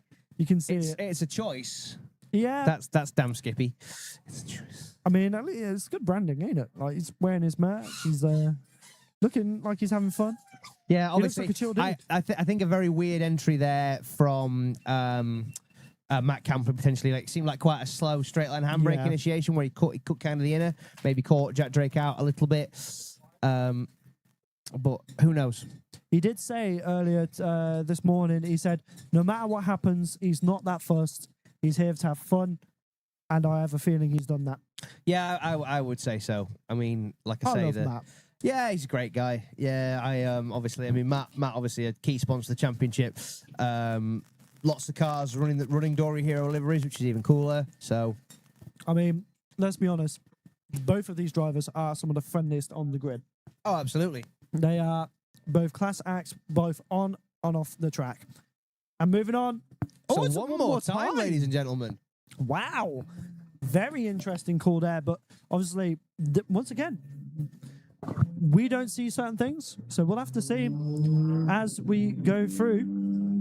So now we're going to have Rob Spray in the chase, going against none other than Jonathan Hargrave in the lead in that PS13. So two S chassis, but one has quite a bit more power than the other. And I'd say, but then again, Jonathan Hargrave's car is no slouch either. It is quite well equipped. Both on sequential transmissions. Both of them on sequential transmissions, which is a huge boon for this track because it means that you don't have a chance of missing a gear, which is crucial on a 95% full throttle track. Yes, actually, yes, Mr. Smash. He did. Matt Campling did indeed have a big sticker on his S13 that said sticker. Yes, it definitely was a choice. That's for sure. Look at that power difference between the two of those. Yep, That absolutely. is nearly 5. Yeah, that's nearly 400. Yes, but 400 think horsepower about difference. it in this direction, right? Ken Bogg has that from the second he sets off. That is right? very true. The low down power in LS is unparalleled, whereas Bob's got to wait for a big turbo to spool up there. Okay, so what you'll find is if you look at the dyno graphs for those cars, you will see the area under the graph is how fast a car feels. You got something with a huge turbo on it at 3,000 RPM. Johnny's car might be making 400 horsepower, whereas the one with the big turbo is making 150. Yep. So- I mean, look at the gap that's been made here. Jonathan Hargrave is so much further ahead of Rob Spray so far as he come through now into the first transition. But Rob Spray trying to get back onto that proximity, trying to get that grip, trying to find the side of that PS13. But Jonathan Hargrave is just gone as they come through the last corner now. Jonathan Hargrave could have been a bit deeper there in that zone, which did cause the bit of proximity loss. But wow, that's just that. Yeah, that proves your point exactly. You're spot on there, Harry. Yeah, indeed, that was definitely a showcase of low down grunt. He definitely heard you and said, "Yeah, watch this." Well, people talk about peak power in cars a lot, but it's not the be all and end all, especially not when you've got to do it from a dig. That so is very true. It's definitely a what you actually want is a car with a lot of area under the graph so that it pulls from any RPM. Because obviously, if that, like, for example, smaller engine, say you've got an SR that's got a giant turbo on it, for example, I feel sorry for you, but you know, unless you're shifting out red line, you will drop out of boost every single time that you shift gears, which is the exact problem that people can have. So we will have to get them lined up and sent again, and this time it's Bob Spray to lead out. But Jonathan Hargrave a lot closer than Rob Spray was towards the first couple of clips, but Rob Spray not getting out as wide as he wants. It seems like he's down a lot of grip into that car. It's possibly not paying off, but Jonathan Hargrave at really low angle there, struggling to get all the way out to the circuit. Oh, Johnny washing wide and going off, which is absolutely, that is the danger zone for drifters there, unfortunately. That could have been a massive hurt to his battle. That is the absolute no-go zone, unfortunately. So the judges see you in that, you're done. Yep. That's Drone Pilot's just got attacked by his own props there. But moving on, it's a hard one because Jonathan potentially did just zero. And it is going to be Rob Spray moving on to the top 16. Very unlucky for John. I would guess, unfortunately, there that the three wheels off is unfortunately what caused that. I'm afraid it was a stellar lead run from Johnny, but the three wheels off at the final clip is definitely what has caused that. Unfortunately, that's a real shame. It did look like Johnny had it in the bag there, but obviously that means that Jonathan Hargrave, who was third in the points, has now got to fight and scrap even harder at the final. So yep. One thing I've got to say though, both John and Rob's cars going past, the gearbox and diff whine that those things get. Oh, well, such a nice you know why that is, don't you? Straight cut gears. Straight cut gears, exactly. Yep. Yes. So typical road car gearboxes. The gears are what you call helical. So when they contact at like 45 degrees. Straight cut gears contact at 90 degrees. They're much stronger, but they do have the unfortunate side effect of being really noisy. Oh, it's a great sound. But anyway, we must move on, and now we've got a battle of Eastern European, in fact, battle of Latvians here. This is Sergei Ivanovs versus Martin Lawrence. Sergei pulling a big gap there in the long roof BMW Touring, but Martin's desperately trying to cut the track to gain proximity to keep up with him there, but it doesn't look like it's working out so far. Oh, Martin's in a big over-rotation there from Martin's, just couldn't hold on to it, and he goes off, ploughing the grass as Sergei marches off into the sunset with a great job there from the mile-long Touring. That is very unfortunate. This battle is definitely going to be an interesting one. I do believe we're just so we've still got one more time between Jack Drake and Matt Camplin. That will be going against Robert Spray, so it'll be the battle for going against Robert. And then after this, we're going to have Mark Brown versus Yanis. So this is going to be very interesting leading up into the top 16 because the battles on the left-hand side of the bracket are already insane as they are. So then moving on to the right is also just going to be as crazy as we get them turned around, get them set back up. We'll have to see how they do in the second half. Number 539 versus 535. Two very similar numbers. Two Latvians, two BMWs. But at this point, it is driving talent that separates them, as we have Sergey in the chase and now Martin's in the lead, sending them down the main straight, firing it in. BMW versus BMW. Let's see what it can do as they come through the first corner. Not looking too shabby so far. Sergey getting the better line in the chase so far, as Martin tries to do the best he can in that lead. As they come around now into the Maggio. Oh, but Sergey catches the dirt and it does pull him straight, and he has fully straightened out. I think that may have been an over rotation from the lead car there, possibly catching Sergey out. I'm gonna hold a secondary opinion to you there. I'm not sure that was down to Sergey being in the dirt. I think that might have been Martin's just being in the wrong part of the track, and Sergey not being able to continue the run. But I don't know. I'm not a judge. I have, however, found out about the reason for the Jack Drake Matt Campling one more time, which I will speak about when it comes on top. So.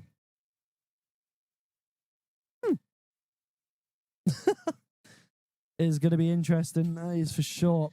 Yeah, so like I say, I'm not sure if I've called that right, but unfortunately, what I think may have happened there it looked to me like Martin had a very, very, very large amount of angle, and that is what threw him away.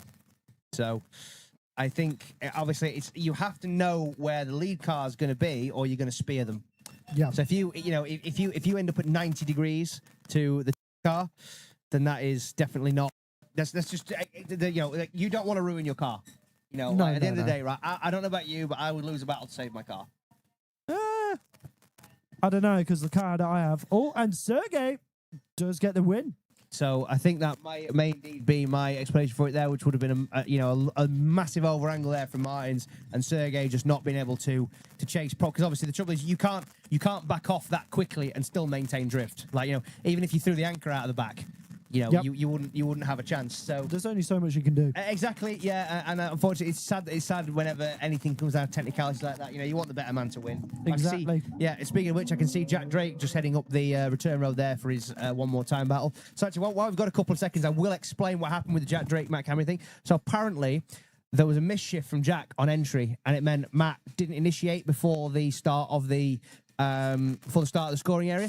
Now, the judges were very clear on that you've got to absolutely cane it all the way down the straight.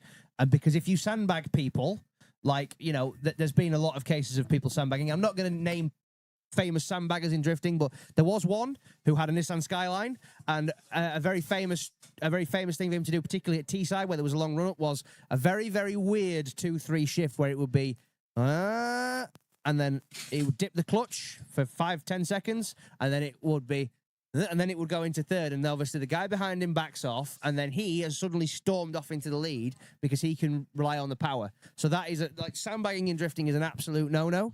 And Ed and Brad and Tyler very, very clear that is not the done thing. You are not allowed to sandbag.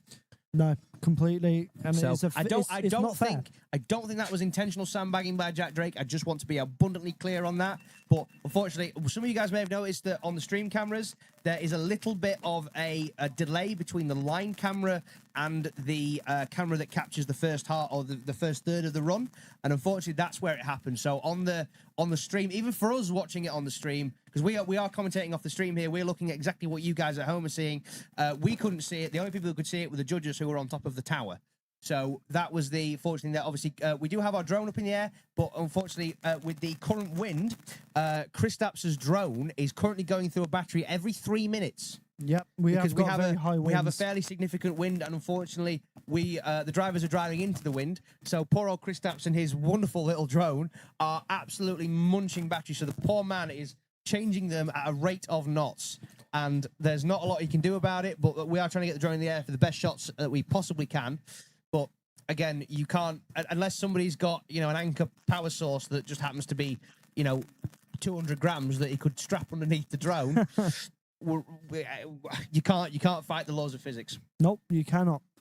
And it's quite impressive on how fast he gets it all Thank done. you, Ash. Yeah, I picked Brandon's microphone head myself. Real men wear pink. I've had this all season. I like black. It matches my personality. I just like pink. It's cool. Like, I don't know. Like, Yeah. But yeah. So anyway, for a bit of clarification that was required. We are having just while we get the Matt Campling Jack Drake battle set up, we are having a very, very small refreshment break for the Masters. It's very, very hot out there, guys. You honestly can't. Yeah, I can't even begin to tell you just how horrifically warm those pro bands are. Anybody who's ever welded for a living or anything like that will tell you just how hot. Though anybody who's worked on railways will tell you just how hot, high visibility pro bands are. So we are just having a short cover break as Marty McFly's redneck cousin. He said he did base that truck on the Marty McFly Hilux. Yeah. If you look, it's got the same modification. You like how I don't know if you watch him on YouTube, but I'm sure you do. Colin Furs. He's built himself a very similar replica to the Marty McFly's Hilux. Same kind of thing. So it has the KC daylighters on it and the same wheels and that kind of thing. I think it's very cool. yeah. I mean, you can't go wrong with the Hilux. You They're really cool. can't. They're so cool. And they're tough. Yep. Yeah, they are. Well, I mean, I don't know about the modern Hiluxes, but certainly the older Hiluxes. You know, if you, like I say, you obviously see them, in wars in the third world when they're driving around with 6 people in the back with turrets on them, and you think they must be like the cockroaches in a nuclear explosion. They're just going to go forever. Like, I'm sure everyone remembers the famous. I've actually seen it in person. The famous Top Gear tower block Hilux. I've seen it and once. That fell 200 feet off of a tower block, and the mechanic reconnected the battery, put a bit of diesel in it, and it fired straight up. It's insane. Genuinely, it is the craziest thing you would ever see. You just cannot kill those things. No, it's one of the best things. Also, just to tell you people on the stream, my beard's not magnificent. In fact, if anything, it's terrible at the minute. I really need to go and get it trimmed. I look horrific. When they said, "Oh, by the way, there's going to be a front-facing camera on you," I was like, "I wish you'd said it. I'd gone and got a haircut." Oh, to be fair, I did recently. I've just had mine trimmed on the sides. You get that moan, don't you? Huh? You get that moan, don't you? And the daisies growing in it. Yeah. Yeah. So yeah, no, but also on a personal note, thank you very much for all the positive feedback to my return to commentary. It's been truly humbling. I have missed it, and it is great to be back. So we've missed you. Yeah, I say, and it's been great to get back to this and to. I've really enjoyed myself, to be honest, and like I say, it is a little bit. Obviously, there's been a bit of adaptation watching it from the stream instead of obviously watching it live. But I am enjoying it. It is nice to see a few angles that are difficult to see, especially at this circuit. Like we say, your field of view, your perspective is not wonderful, just simply because of geography. It's so far back from the infield, and we have to be on the infield. So, ideally, what we could do with is a bridge. Yeah, stand honestly. on top of the bridge, but that's not practicable. Like I say, Pembrey is one of the few Grand Prix circuits that doesn't have a bridge and still operates a crossover gate, which is incredible, really. But there's been some Pembrey, obviously the home Welsh motorsport. There's been a few historic firsts here. This was the debut of the Ford Mondeo BTCC car in 1993. Was debuted here at Pembrey, by Andy Rouse and Paul Radicic. And Andy Rouse retired after 8 laps because he'd got so battered by various other drivers. And he said, I got run into by everybody. I want to go touring car racing, not banger racing. Yep. So, yeah, do fully feel him there. But incidentally, some of the people that in a weird way, I see a lot of Andy Rouse in Kai Barlow, which is a strange thing to say. Yeah. Because Andy Rouse he's an absolute pro. He's an engineer with a brilliant mind. And a lot of drivers would go in and go, it needs this doing, it needs that doing, I think. Whereas Andy Rouse would come in and go, it needs 2 clicks on the bump, 3 on the rebound, and, put a softer spring in the back. Yeah. And Kai Barlow, to me, is very like that. So, obviously, people who don't know Kai as a driver, young motorsport engineering prodigy, very, very brilliant, incredible young man as far as motorsport engineering is concerned. And that car, completely self-built. A lot of these cars are built self-funded on a shoestring budget for a lot of drivers. People are doing this around day jobs, around families. It's a full commitment to anything like this, and it's great that people come out to enjoy it, enjoy a bit of sun, enjoy this incredible Welsh scenery that we've got here. And it's also one of the cool things about this particular circuit is that you don't have to haul all of your stuff out of your car to come and spectate. You can just park the car up, sit in the back. It's one of the best things ever. Like, I see people up there in truck beds, inside truckman tops, back of vans, bivvy tents. You know, it's a good time, and it's nice because it's almost like watching it from your couch. Yeah. You know, watching it live from your couch. So one thing that I'd like to point out, I was speaking to my mother earlier, and she was saying that we need a cherry picker in the middle. So, incidentally, you've got to be careful having a much higher elevation, because I'll tell you a good story. So back when look at the wind down here. oh yeah, well, to be honest, but back when Sweeps used to run events in Portugal, the main guy in Portugal was a guy called Isaac Pedrosa. And he had an A86 with a 7M GTE engine, not even a 2J, a 7M GTE. So like an A70 super engine. And they had Danny Isles over there in the S15, the Jap Speed S15. The judges were on a cherry picker, but everybody else was at surface level. And at the bottom of the track where it dropped down, Isaac made a mistake and Danny didn't. So the commentator who was Portuguese, like, oh, look at Isaac. And the winner is Danny. And the crowd, you could have heard a pin drop. Wow. And it was not well received. But so that's always the unfortunate thing of having the perspective of seeing things that other people don't. Yep. Can be a nightmare. And that's a lot of the times that is when a call that is a little bit iffy sometimes that's the reason for it, is because they see something that other people didn't. Well, judges are trained to do this. They spent time. They're the ones that decided what they wanted to see on this layout. So if they see anything that's not to what they want, then it's down to them, really. They're the ones that set the rules. I should also mention that we are on our final top 32 battle. However, I believe we may have an issue with Matt Campling's vehicle, from what I can gather. I have a feeling. I think Matt might have had to call a 5-minute rule, which is hence why we are currently talking absolute bunkum and filling for time. Sorry, I'm sorry, guys. We are about to, but fortunately, the event's running quite well, so we should we're making good time. Yeah, so all the top 16 are gridded up, ready to go. We just need to get this top 32 battle boxed off, and then that is everybody sorted for top 16. So we have some interesting top 16 battles coming on, actually. Forgive me for looking down at my phone, but I will be able to read you off a couple of them. The ones I'm particularly looking forward to are, unfortunately, my very old phone is not behaving itself. But currently we have, in terms fantastically, Brandon's actually planned ahead for this. So yeah, some of the ones that we've got, fantastic. So we've got Alex Williams against Alfie Hunter, which I'm looking forward to. Yes. Kieran Billy, Johnny Chris, battle of low-powered cars. That would be good times. Jared Gibbons going against Nerigis, which will be interesting. Sam Bickerstaff and Matt Gell, now that will be interesting. Two drivers, very, very different car setups and very, very different levels of experience and different home tracks. So that would be good. I'm keen to see that. I'm very keen to see that. And then obviously Jack Chapman versus Jarvis Williams, which will be fun. Yeah, battle of purple supremacy. So I'm very interested to see how that gets on with Jack, because that is. But anyway, we need no longer fill for time, ladies and gentlemen, as we have drivers on the grid ready to rock. So we have Matt Campling with the 1JZ under the bonnet versus Jack Drake with the M50B30. So that is an M50B25 with a stroker crank, 550 brake horsepower to call on there. So it's just a question of can Jack Drake not repeat the mistakes?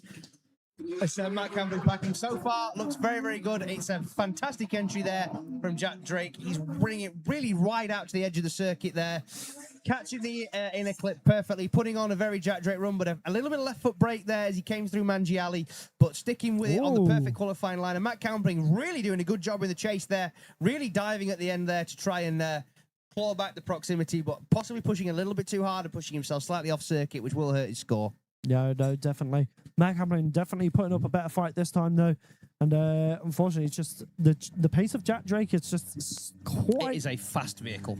I don't think it's just the car. It is just the way Jack drives. He is a very aggressive driver, and he knows how to handle that car. Absolutely. And obviously, the talent is also. It's 50-50, really. It's 50% the car, 50% the talent in this sense. Of course it is. So. And but yeah, this is always the thing. But you know, it's the man and the machine, isn't it? Like being able to gel well with those vehicles. You know, like plenty of people that just don't gel with a car. You know, it's just not my kind of chassis. Matt Campbell will be the first to admit that. Oh, and a strange initiator there, Matt Campbell, a little bit on the inside of the circuit there, not pushing as wide as Jack Drake, was still not doing a half bad job there. Jack Drake tucking in behind him there, giving him a little bit of room to transition through Mangiali, but still picking up the clips as he goes. This is a very good run for Matt Campbell. This is probably one of the best ones he's put on all day. He's a little bit shallow there. Oh, and he washes wide and sends Jack Drake off with him in the chase. Matt just hates that rear bumper. That is, unfortunately, guys, a major no-no. I do think he is taking the frustration out on the car. Yeah, well, like I was saying about people not gelling with chassis, Matt Campbell will be the first to admit that he's not happy with that 36. Yeah. He wants rid of it. He wants back in a Japanese shell. And indeed, it is Jack Drake for the win, ladies and gentlemen. A very, very hard-fought win there for Jack Drake, but he got there in the end. Yep. I mean, So- we can't take anything away from Matt Campbell. You This cannot. is the best set of driving we've seen him do. So this yeah. this is our final top 32 battle. Yes, it is. So it is Mark Brown and Yanis. It is, but this is Timu Yanis, as I've been informed to call him, by Yanis, who owns the car. So Yanis Tunum's the giant Latvian bear who always makes me very acutely aware of the fragility of my bones whenever I get a hug from him. Has told me I have to refer to Yanis D as Timu Yanis. For the record, I've been coerced. I don't want him to beat me up. As Mark Brown initiates there, I'm not sure what gear he's in because he's got so many to choose from, but he's doing an absolute great job so far. A little bit shallow there, and it just catching Yanis D out ever so slightly, but he's doing a good job of sticking with him so far as Mark makes it through Mangiali there. Not going one step beyond this time, unfortunately, but certainly That could be something now. Did he straighten before he did the a finish? little bit. Yes. Unfortunately, it mustn't be love with that car. No. Oh. You know your Scar very well. I don't. Especially I know Madness. about 6 songs from Madness. I mean, you know what? It's impressive that you can tie all of these puns in that well. Well, I've got Thomas Taverner to do tomorrow. He's got the specials on it. I've got to try it. I'm going to have to go off and research their discography tonight. So I've got loads of terrible puns. I mean, to be fair, it is you. I'm the king of terrible puns. I get it from my dad.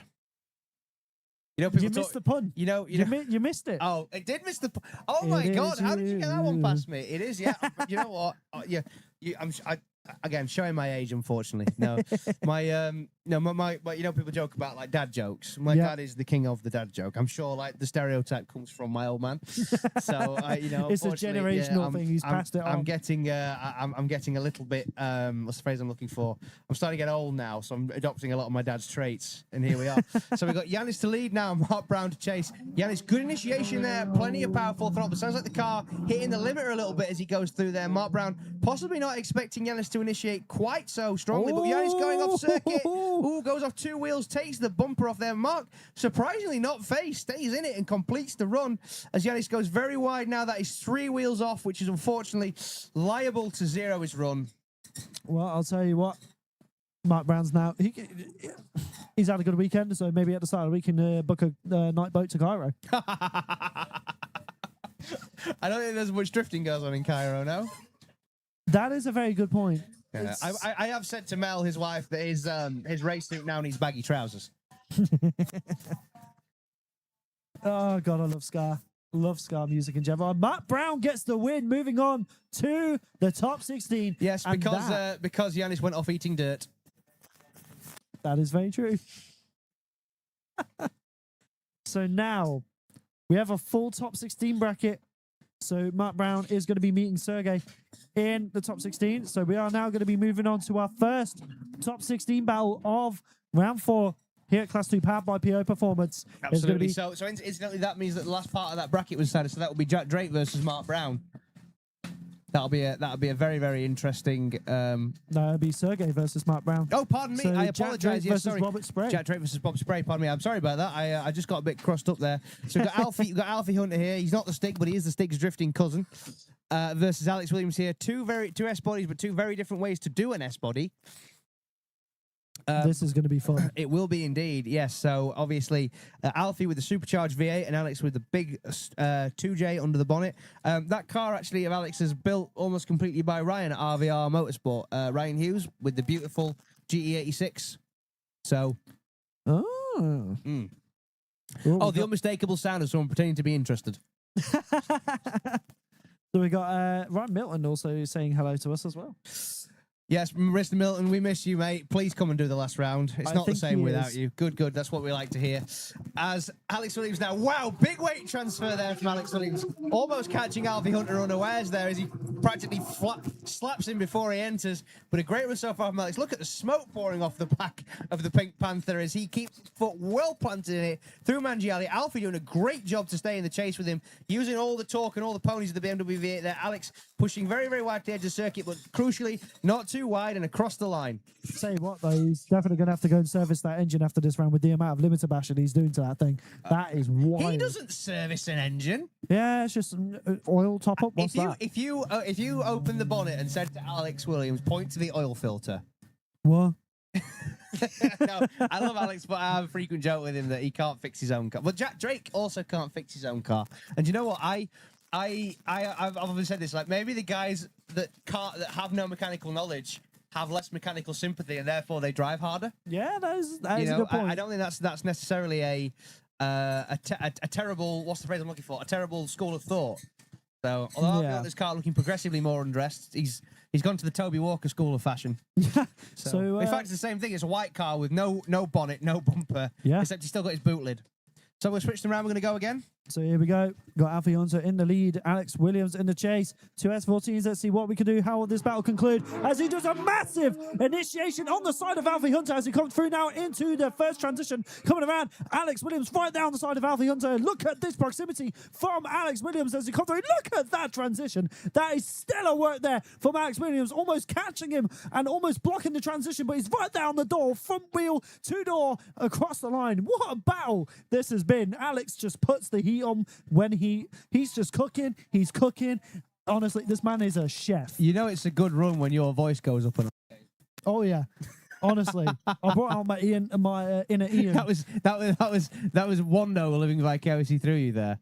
But yeah, that was a fantastic run, and I think yes, it's going to be Alex Williams. What a chase run there from the young man Alex Williams. Incredible chase, to be honest with you. Like what a great run. That was. I think the word of the day here, kids, is aggression. Yep. Pure aggression. One thing I do want to notice, and I noticed in the chat, someone asking if Ryan Hughes ever competed in Drift League GB. I do believe he was with us last round in his GT86. He was, yeah, and he did Pembrey here last year. Yep. So he has been here twice in the past year. Yeah. So the past 12 months, Ryan has driven with us twice. Also has Shane Faber and Bradley Wall, all of the Garage 500 team. Yep. So now we got Kieran Burley versus Johnny Chris. I'll tell you what, I bet he's not wearing that hoodie underneath his race suit today. I don't know. Honestly, there's only 50 horsepower between these difference between these two. There is, but there's also a lot of weight. I think That the is Volvo true. is significantly lighter. But anyway, we're going to find out how this shakes out. It's Kieran Burley now. Good weight transfer initiation there. Johnny Chris tucking in behind him. Kieran really wringing that car's neck and bringing it out to the very, very edge of the track. But Johnny sticking right with him. Very, very intelligent chase driving here from Johnny Chris. As Kieran goes through Mangielli, he's a little bit shallow on the clips compared to where he wants to be, but keeps it gathered up. But he's got to be careful here not to push wide, and he doesn't. Johnny Chris, and just bumps the tyre bale. That could be a big one for Johnny. That's That an could all-steel be. quarter panel on that. So I've just had a message from Milton saying Kai is ready for Class 1 at Seaside. He's going to be there. They confirmed. Oh, fantastic. Ryan Milton, That's just what we love to and hear. it's in Class 1. It is Class 1, yeah. Although, I think I might need still to put a kill switch in it. Yeah, I think he still needs a kill switch putting in. That'll be simple enough. Yeah, although, unfortunately, because I've been officially deputised as the Northlands MX-5 Team Sparky, because I managed to wire Jarvis's car up and it not break. Are we doing mine? No, I'm not doing yours. You can pay a man. I'll pay you. You can pay a different man. We'll have a chat You did about the wiring in that car originally. You're not soliciting me. No, I didn't actually. That wasn't me. didn't you? No, it wasn't me. No, we'll chat about it later. Have my people. Have your people call my people. Okay. Anyway, we'll flip them around and we'll go again. A great initiation there from Johnny Crisp. But Kieran Burley, if anything, even closer than Johnny. Johnny coming a little bit shallow away from those clips, which is not where the judges want to see it.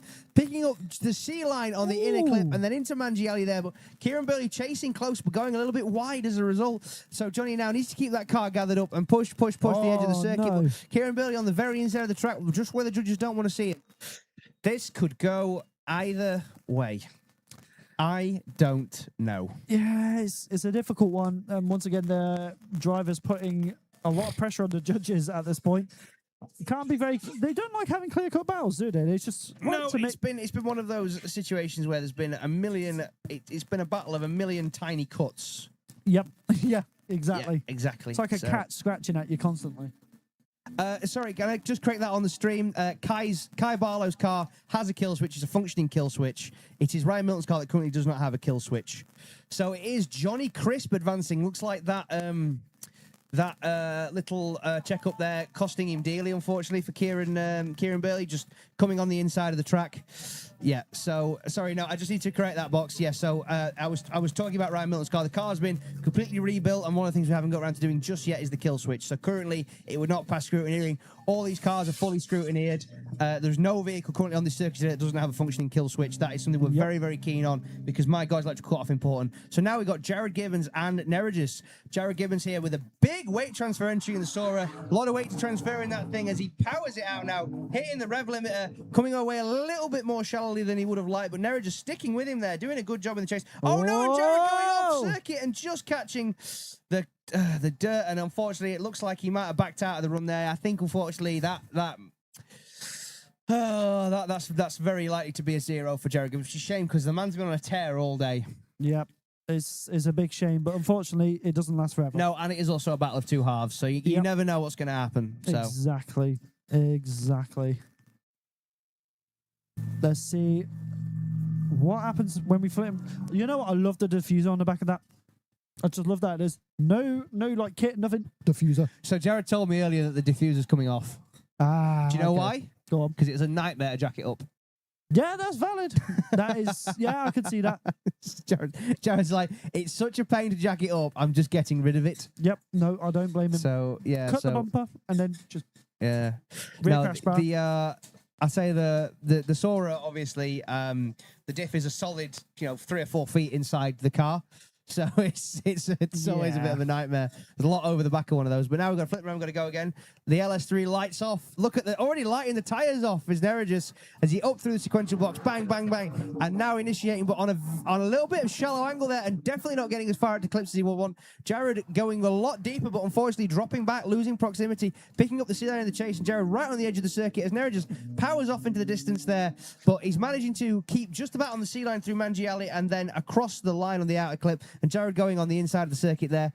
Not the battle I would have expected from Jared Gibbons, not after the top 32. Yep. I mean, that is the definition from there just of running away.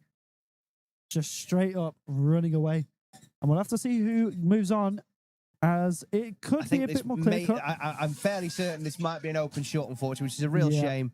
But, it sounds awfully like, Neregis gets the win, advances on to the Great 8. So this is, unfortunately, where Jared's day ends, but I'm sure he's had a great, great time because, let's face it, he's had a blinder of a day by mark comparison to how it normally goes. So, yep. Now we've got a battle that I'm very much looking forward to. The sound of Neregis' car, unreal. That V8 is stunning. Yeah, LS3 with a little bit of a cam in it. They are nice. It's not super lopey, which is nice. It's a lot easier for it to idle. You get some LS cams that are so hyperpilot the engine can't idle correctly. It's mental. So here we go. So we've got Sam Bigstaff in the lead with Matt Gell in the chase. As E46 versus 350C. Here we go, coming through the first in the clip. Looking good from Sam Bigstaff so far. Maybe a little bit of a tire drop there as they come through. But Matt Gale makes contact. Manages to keep it going out, but it does look like Sam does have to shut it down. I'm not too sure what happened there. Maybe Matt Gale's just making too much of a dive. But then again, could Sam have just had a bit of a decel? Yeah, not sure if that was Sam being off throttle or Matt Gale just coming in way too hot behind him. I think that will have to be a thing for the judges to check out, unfortunately. It's very, very difficult to see on the based on where we're sat, although we are just going to quickly look through the stream. But to me, it does look like Matt Gale expecting Sam to be a lot faster and pushing a little bit too hard. As is Matt's want sometimes, he definitely can. He is a bit of a martyr sometimes for Sam. Just checking the back of his car, making sure that are we seeing a D bead there? Can I see is Sam D bead a tire? I'm not too sure. Yep, here's a D bead. I think. Yeah, it sure looks like he's either a D bead tire or a bent wheel, perhaps. I am not too sure. It's a difficult one. Also, Cameron, yes, There's a chunk missing out of his wheel. Oh, I think it sure looks like there's definitely something going around there that it ain't. looks like the outer lip's been That ain't the smashed. wheel. But I feel like that's where Matt made contact. Yeah, no, exactly that. There's a good chance that Matt may well have pushed that tire off of the rim. Yep. So, wow, look, there's a whole wow. chunk of the Strom gone. That's an impressive feat to do as well. Well, fortunately for Matt Gell, he's got half a Strom he can give Sam to weld back on. I'll take it. The slightly bigger, you don't need any more half of a Strom. The slightly bigger question is, where's the lip? That is a very good question. Mostly because it's one of those, it's a danger to the track and the other cars as well. If that gets picked up, it'll go straight through a sump. Yep. So we got to make sure that we locate that as fast as possible. Also, Cameron, yes, it is me. I've been commentating for Drift League for the entire season now. So yeah, so we're going to make sure the marshals can verify the track is obviously clear. That is a pretty big hit. That to take a full 6-inch chunk off of the rip of a Strom. I mean, the DSO5s are known for their strength as well. I mean, they're strong, but there's a limit. They're strong. Yeah, strong Stroms. Well, no, unfortunately, it's one of the tires are cheap. The slightly bigger issue is that the wheel is not cheap. Damaged Strom Wheel Drift Games giveaway prize. Great idea. Yeah. You keep taking all the damaged Stroms, don't you? That's the problem. Yeah, I've got one of Martin's. I keep scrounging. Every time someone damages a Strom, I'm always there licking my lips. I'm like, ooh, this is for my collection. I'm trying to collect one of every wheel. You'll have a job on. There's about 32 different styles of Strom. But also, I find that these style of Stroms, the ones that look a bit like a... They're not a Blitz 03, but they look a bit like a Blitz 03. They're based off of that, yeah. Yeah, they seem to be the ones that seem to peel their lips. Yeah. Obviously, that's probably because they've got lips. Yeah, they've all got the rest of the Stroms are kind of They're the most dished. Yeah, wheel most of the Stroms have got like rather than lip, they've got a bit more of an aggressive concave. Yep. The DS15s have almost no concave. Depending on which ones you get though, because you can get concaved DS15s. DS25s as well. They've got hardly any concave. DS. Don't sit there listing all the Strom range. People can go look it up if you want. To be fair, what's your favourite version of the DS series wheels? 720 style 46s. I said Stroms. I don't know them ones. What, the 05s? The Blitz 03 styles. I know work wheel styles, right? Because I'm a nerd about work wheels. Don't say VSKFs. I don't like VSKs. They're like American racing wheels. They're overhyped. No, I don't know. But Stroms, I don't think there's a Strom that looks bad. You know, I think there's a really good. Like I think you can make that if you have a car, there's a Strom for it. Like for example, G-Tech bossman Gordon's running around in his S-Class today on Stroms that I can't personally identify by sight, but they look good, and it's on a Mercedes-Benz S500. I wasn't too sure if it was just running Strom center caps in wheels. I know they are Stroms, I think. Oh wow, yeah. That is incredible. We're not getting royalties from Strom. Nobody has anyone got the check from Strom yet? No, nobody's paying us to plug Stroms. No. But what I think is amazing is obviously they came out with like one style of wheel a couple of years ago, DS25. and like a few people had them, and then now you can't get away from them. They're everywhere. Dwayne McKeever was and Kevin Quinn were the pioneers. Yeah, they were Kevin the ones Quinn, that pushed them out. and the Drift Games boys had them on their cars Yep. when they did the games changes, and then now you can't get away from them. They're in every drift pit and on most cars. Yep. So, and I think the reason for that is that they are built for this sport. Yep. So Harry Cunliffe was on the DS05s on his previous car, and then currently he is on the DS35s, which are the 5-spokes. Have you sat with like the Strom catalogue at night and just like? So my work in the sim world, Right. one of the championships I worked for, we were the title sponsor was Strom. So I've had to do a lot of research and a lot of time with Stroms. Did the sim cars have to run Stroms? Yes, they did. I ran 05s for quite a long time. I had 35s for a bit. And obviously in the sim, it's just more of a look thing, but they've actually just released a new forged wheel as well, which looks really cool. They showcased it on their S15 at Mondello for Drift Masters. Yeah, the Strom Wheels S15s so nice. It's done its tenure, hasn't it? It's had a lot of different pilots, that car. Yep. Obviously, McKeever drove it most of last year while the RB car was over there.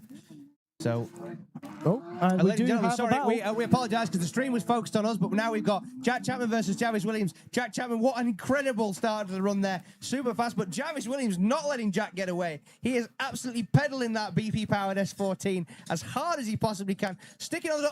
but gets crossed up and ends up on over angle. Not the way Jav wanted that to go. I think up to there, he was doing an incredible job. Just really trying to push, unfortunately. A little bit too much. Well, I mean, you end, like I say, you either end up a hero or you end up a zero if you push that hard. And unfortunately, this is always the issue. And the other problem as well is something I will make mention of. Jav's car is on standard brakes. Really? Yeah, standard S14 brakes. So they're not good on a standard car. So obviously Jav not having the slowing ability, and also this is something that we are going to fix over the winter, but the hydro's in line. So it's very hard to handbrake and foot brake at the same time. I was going to say, because on his previous car, it was dual caliper. Yep. On the destroyed iHubs. Absolutely, yeah. I wish I had them. Yeah, the twin caliper hubs for S bodies obviously exist. The actual, believe it or not, that they're trying to find the calipers is harder than trying to find the hubs because they seize all the time and nobody rebuilds them. Don't a lot of people use the R33 or is it the Z33? You can use all sorts. There's kits to run 350 brakes. There's kits to run Skyline brakes. You know, you can get like my MX-5 had Subaru brakes on it. Wow. Big brakes. Subaru 300 mil Subaru 4 pots. Yeah. Wow. Yeah, stopped on a sixpence. That's basically as big as the disc. Yeah, they were massive. It was huge, great things they were. But yeah, so anyway, so we will flip them round and we'll go again. Jarvis Williams now to lead in Jack Chapman. Good aggressive initiation there from Jack Chapman. But look at Chapman not letting Jarvis Williams get away from him. Not on your life, mate. I'm right here with you. But Chapman coming on a little bit into the inside of the circuit there as Jarvis pushes hard, runs a good qualifying line there. But Jack Chapman knowing that he doesn't have to push too hard, you just got to stick with him. But never mind about pushing too hard as he goes clean into him, but just about gathers it up. I think they might have avoided any panel damage there that wasn't fiberglass, but Jarvis doesn't care. He's stoked. Yeah, to be fair, the saving grace for Jarvis's driving, if his chase isn't the best, he will put on a stellar lead. And I've noticed his line driving in the lead has come leaps and bounds over the past 2 seasons. And that's where his strengths really lie. Oh, don't get hit by Jack. And this is 2 of the most hyper drivers in the championship meeting. Like you could feel the energy between them two from here. They're some fun dudes to be around, definitely. With a flourish to the finish. Imagine them both of them on a night out at the same time. I wouldn't want to be. I couldn't be anywhere near them. I think they'd be too much for me. My social battery would be flat in 5 seconds. Yep, pre-drinks done. Yeah, literally. I don't think I'd get past. I think I'd have 2 cans and make my excuses. Yep. We got our head of stream stream manager in Rhino Media. Some positive feedback from Andy said Rhino Media. Instead, the stream presented by Rhino Media, guys. And it is Jack Chapman to get the win, ladies and gentlemen. Well done to Jack there. Great showing from Jarvis, especially to get that car back out after the clutch change. You know, I mean, that is not an easy job on those cars. I've just realised, now that Jarvis is not in the competition, will we be... I'm just imagining we're going to hear him screaming on the bank, even from here. Quite possibly, yes, quite possibly, yeah. He is the man who shouts the loudest. But now we must move on to another one of our top 16 battles, which is Edgar's to take on Toby Walker. Sorry, my flew clean out of my brain there. So obviously Toby in his new build E46, 1 under the bonnet versus the M50 Turbo E82. Toby, good initiation there. Bit of a straight line though, and flicking it in. Edgar's tucking in behind him. It's a great run so far from both drivers as Toby puts on a clinic and runs the perfect qualifying line, at least as best as I can see, with Edgar's now doing exactly what he needs to do, which is tucking behind game proximity, but a little bit wide there, possibly from Toby Walker. Just keeping gathered up, but he may have possibly pushed 3 wheels off there, which could be all she wrote. It's hard to see from here. It is hard to see from here. Like I say, unfortunately, guys, we are getting through the batteries for the drones at a rate of knots. So, he is, like I say, speed running the changes as well. Big time, yeah. Oh, yeah. He's got a change down to 10 seconds. It's incredible. Yeah. Can you do drone stuff like drone battery changing in F1? Imagine if that was the thing. Yeah, I wonder if there's, you know like how they do in-air refueling for fighter planes? Yeah. Can you do in-air battery changes for drones? Get another one to get a claw and just like do it. Imagine. Although imagine carrying 2 batteries on the back of a drone. It'd struggle to move. You'd have to get like a massive one to do it. That'd be interesting. Imagine if we have petrol-powered drones. That'd be ridiculous. That'd be the most obnoxious sounding drone in the world. How would you make it flip over? That is a good point. Yeah, the whole idea of petrol engines, mate, is they work better when they're one way up. Yeah, that is very true. Here we go. Edgar's in the lead. Toby Walker in the chase. Nice initiation between two of them. A lot of limiter bashing as they come through the first corner. Coming around nice and deep into the outside clip as they transition across into the second corner. Here we go. Coming into the Mangiali. Tobias right there on the side of Edgar's as they come through. He gives them some space for the transition as they come into the last corner. But Toby Walker is right there on the side of Edgar's and he comes across the line, almost pushing the door. What a way to finish this battle. Any words? Any thoughts, Harry? That was enjoyable. Yeah. I wouldn't like to call it. However, it does sound like the matter of a decision. I'm wondering if it was the thing we identified with Toby's lead run on the last corner, because the decision is already in by the sound of it. So we'll have to see, but only one can move on into the top 8, and that is going to be, as we wait for the judges. Oh, once again, both cars running Stroms. No. One's on BMW's wheels. They are factory BMW wheels. Yeah. And it is Toby Walker gets the win. So Toby must have kept it on the ditch, kept it between the ditches there, and just outcard Edgar's Cummins ever slightly. I think that was probably one of the closest battles we've seen so far. Yes. So that was a really good battle. But now we have the one and only Rob Spray with the Misfits Garage UK. S14. Oh, that is a big run up, Rob. With Jack Drake in the lead. He's got 200 more horsepower. What does he need that for? He knows the pace of Jack. So Rob Spray starting in Swansea. So here we go, Jack Drake in the lead, Rob Spray in the chase. Nice initiation there from Jack, but Rob is nowhere to be seen, even with the run-up as they come through the first corner. Nice and deep there as they come through the transition. Looking good so far, but Rob Spray is really trying to get onto the side of that door. Can he put the power down? Can he get onto the proximity? No, he can't. As they come through the last corner, it is nowhere to be seen, but he does start to get onto the side of the door to come across the line. Oh, just going too deep. That is quite... It's a good thing. It's a good thing that tyre bale's still a little bit further over. Yeah. Because that would have been parked on it. That was... yeah. Rob, even with that kind of run-up, it just goes to show, no matter how big of a run-up it is, if you're not ready... Once again there, are we seeing the advantages of a trailing arm car? Yeah, that is true. Because obviously the S14 is multi-link, which means that when you stomp on it, everything goes wobbly. Whereas with the trailing arm car, it's all pretty much fixed and you can grip. I mean, you see it in Drift Masters. You see people like Oliver Andalou, Kevin, Passor, and a few other people like that. They just go screaming off the line, and everybody else is sat there playing catch up. So someone did point out that this is Jack Drake. So here we go, flip him around. What is Jack going to do some damage? That is the question. Will he put the pressure onto Rob Spray as they initiate into the first corner? So far, so good from Rob Spray. A good line. Could have been deeper there into second outside zone. This is looking a bit scatty on Rob Spray's end on his lead compared to Jack, and Jack is trying to make the most of it, but he does drop a tire there as they come through the last corner, and he almost pushes him across the line. This is going to be an interesting one. Yeah, I'll be honest with you. I think obviously, I think Rob Spray would have zeroed his run on the first run there. So on his chase, so I don't know. Again, like I say, don't want to be a commentator, but it sounds like it may be a fairly open and shut case. So. It's once again, we're not judges, so it could go either way. We'll have to see. There could be something we didn't see. But this is to go into the top 8. Is it going to be Jack Drake? Is it going to be Rob Spray? That is the question. This is a big one for Jack Drake. He wants to get the win today to take it into the final and have that massive advantage. He could potentially win the championship. If he does, we've got to do the maths. If he wins this round, he will sew it up. This is more than this is where it all counts. And moving on is Jack Drake moving on to the top 8. So the championship fight is still alive. Rob Spray doing an amazing job though. So we'll have to see how it goes further on for Jack Drake as we get the next battle lined up. I'm just going to quickly have a little look-see with my bracket. This is one of those situations where, excluding Jonathan Hargrave, All of the main players in the championship are currently in the Great Eight. That is quite... Oh, so we've still got the Sam Bickerstaff and Matthew Gell. Yeah, because obviously we only got one run out of that, and I believe some Yep. had to go change tyres. So we're almost... We're one So run away from the top I 8. believe we will have next Sergey and Mark Brown. It will be Alex Williams and Johnny Crisp.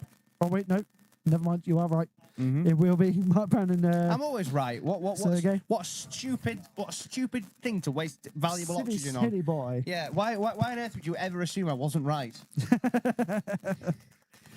God, that drone is so loud. I don't know if that's getting picked up on the mics, but that is a big drone. Well, yeah, but how loud would you be if you could do 130 miles an hour? That is a good point. I'm a loud human as it is already. Yeah, so... Just a smidge of spicy autism in there, but, you know. Yeah, we all have potentially. our But reasons. it looks like Sam's managed to find some Stroms that are whole. Yep. I mean, he's going to have spares. He's going to. Yeah, I mean, you can buy a drift package from Strom, can't you? Exactly. What is it, 6 wheels? I think it's eight. Would you get 2? Is it 8 wheels? Okay, so 2 Something fronts, like 2 that, rears, yeah, and 4 it's 8 spares. Anyway, these cars actually running the same Stroms, which is kind of funny. Yeah. But now we've got Matt Gell to lead and Sam Bickerstaff to chase. Matt Gell, good initiation there from Matt Gell. Keeping the car nice and wide, but coming in a little bit shallow of the third clip, but getting it out nice and wide after the bottom section, pushing in on the inner clip. Good line so far from Matt Gell. Oh, Sam Bickerstaff straightening. Oh, no. Oh, very, very not what we were expecting to see there from Sam Bickerstaff. Matt Gell just keeps the run finished there. He's a tiny little bit over that line, but not by too much. I'm not sure if Sam had a boost cut there, potentially. Could this be a one more time? It could. Well, It it's a good most likely it's a would very be. good question, but we don't know who was at fault for the contact on the lead run. That is a good point. That is a very So good point. if it's Matt Gell's fault for the contact, then yes, maybe OMT. It's an interesting one. It's all going to come down to that first half of the battle, I think. Who made the mistake? Yes, of course. I would not want to be in their positions, but look at the profile difference between those the SO5s, front to back. Yeah, Matt I has think the more aggressive profiles. yeah, Matt's running, I think, the widest Strom you can buy. Yep. So which Chonky. is even worse when he DBs and ruins them. Yeah. As is so frequently his want. But whatever happened between the two of them, I don't think there's any bad blood. Don't No. think Sam's going around to Matt's to steal the wheel. So Well, it is competition drifting. Contact is going to happen eventually, so they know it's part of the game. And in the end, they can both shake hands and say good game. yeah, absolutely, yeah. The main thing, like I say, respect is the ethos of this sport. You know? Exactly. Yeah. You think we're Japanese? Well, no. The Japanese are not a mythical race of samurai, Brandon. They're just normal people. Yeah, but the ethics of politeness and respect is really treasured over there. It's more about understanding the capability of your fellow man, I would say. Yes. Although, to be fair, in England, respect and manners is kind of there until you break a queue line, and then it's a problem. Well, it's never a problem until it is. Exactly. Especially The when you're in Greg's. judges really thinking about this, potentially looking back on the stream to see who was at fault for the contact. It's a very interesting one. I would not want to be in the judges' hands right No, now. I don't believe that this is going to be a straightforward decision. No, Certainly not. at all. So we're just waiting on that decision. I did see someone said it's everyone's just doing a Hail Mary on the last bend, aren't they? Yep. And it is a one more time. So I was right. So would imagine there Matt Gell being deemed at fault for the contact. Yep. Sam Bickerstaff obviously needing to obviously Sam Bickerstaff then zeroing his run by not finishing. Yep. So I do believe we will be having a quick break while we get them sorted, I do believe, because we would be going into the top 8 otherwise. No, we have a single. We could continue top 16 battles because we still have Mark Brown and Sergey. Oh, yes, to we run. do. So We Mark do. Brown and Sergey actually conveniently sat on the line, almost as if we Yep. knew that they were coming up next. Yeah, he's a good lad. He knows where he needs to Why be. does I was like Mark Brown's picture because he looks like he's in a wall of men at, trying to stop a penalty. I don't know what to do with my hands. So let's see what happens here. Now these are two very, very different setup cars. Obviously you got one German, one Japanese. Oh, wow, Then very there's big American entry there engine. from Sergey, catching Mark Brown almost unawares. I would say that is definitely one of the most quick entries we've seen so far today. Mark really not having an answer for the pace of that long roof. The speed of that touring is simply unparalleled. As Sergey needs to keep it gathered up, does not crucially run wide and across the line. There is a big pace difference between these two. Sergey is not a slow driver in any form either. He is very aggressive on this in his leads. He's just very, very committed. And unfortunately, Matt just got a little bit caught out there, like you were saying. So it's going to be an interesting one to flip them around and see how they go. But Sergey, I've had a couple of talks with him, and he's a right character. He's a fun guy to be around. Yeah. And same with Mark. Yeah, he's a real card, isn't he? Have you ever been in Mark's pit when they've had a couple of drinks? Oh, it gets eventful. You don't want to know what I've seen.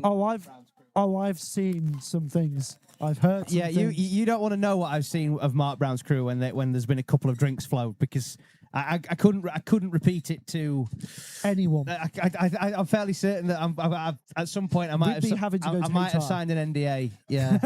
So. Yeah, they do get a bit unhinged. Let's just say that. Absolutely. But now we've got to flip around and go again.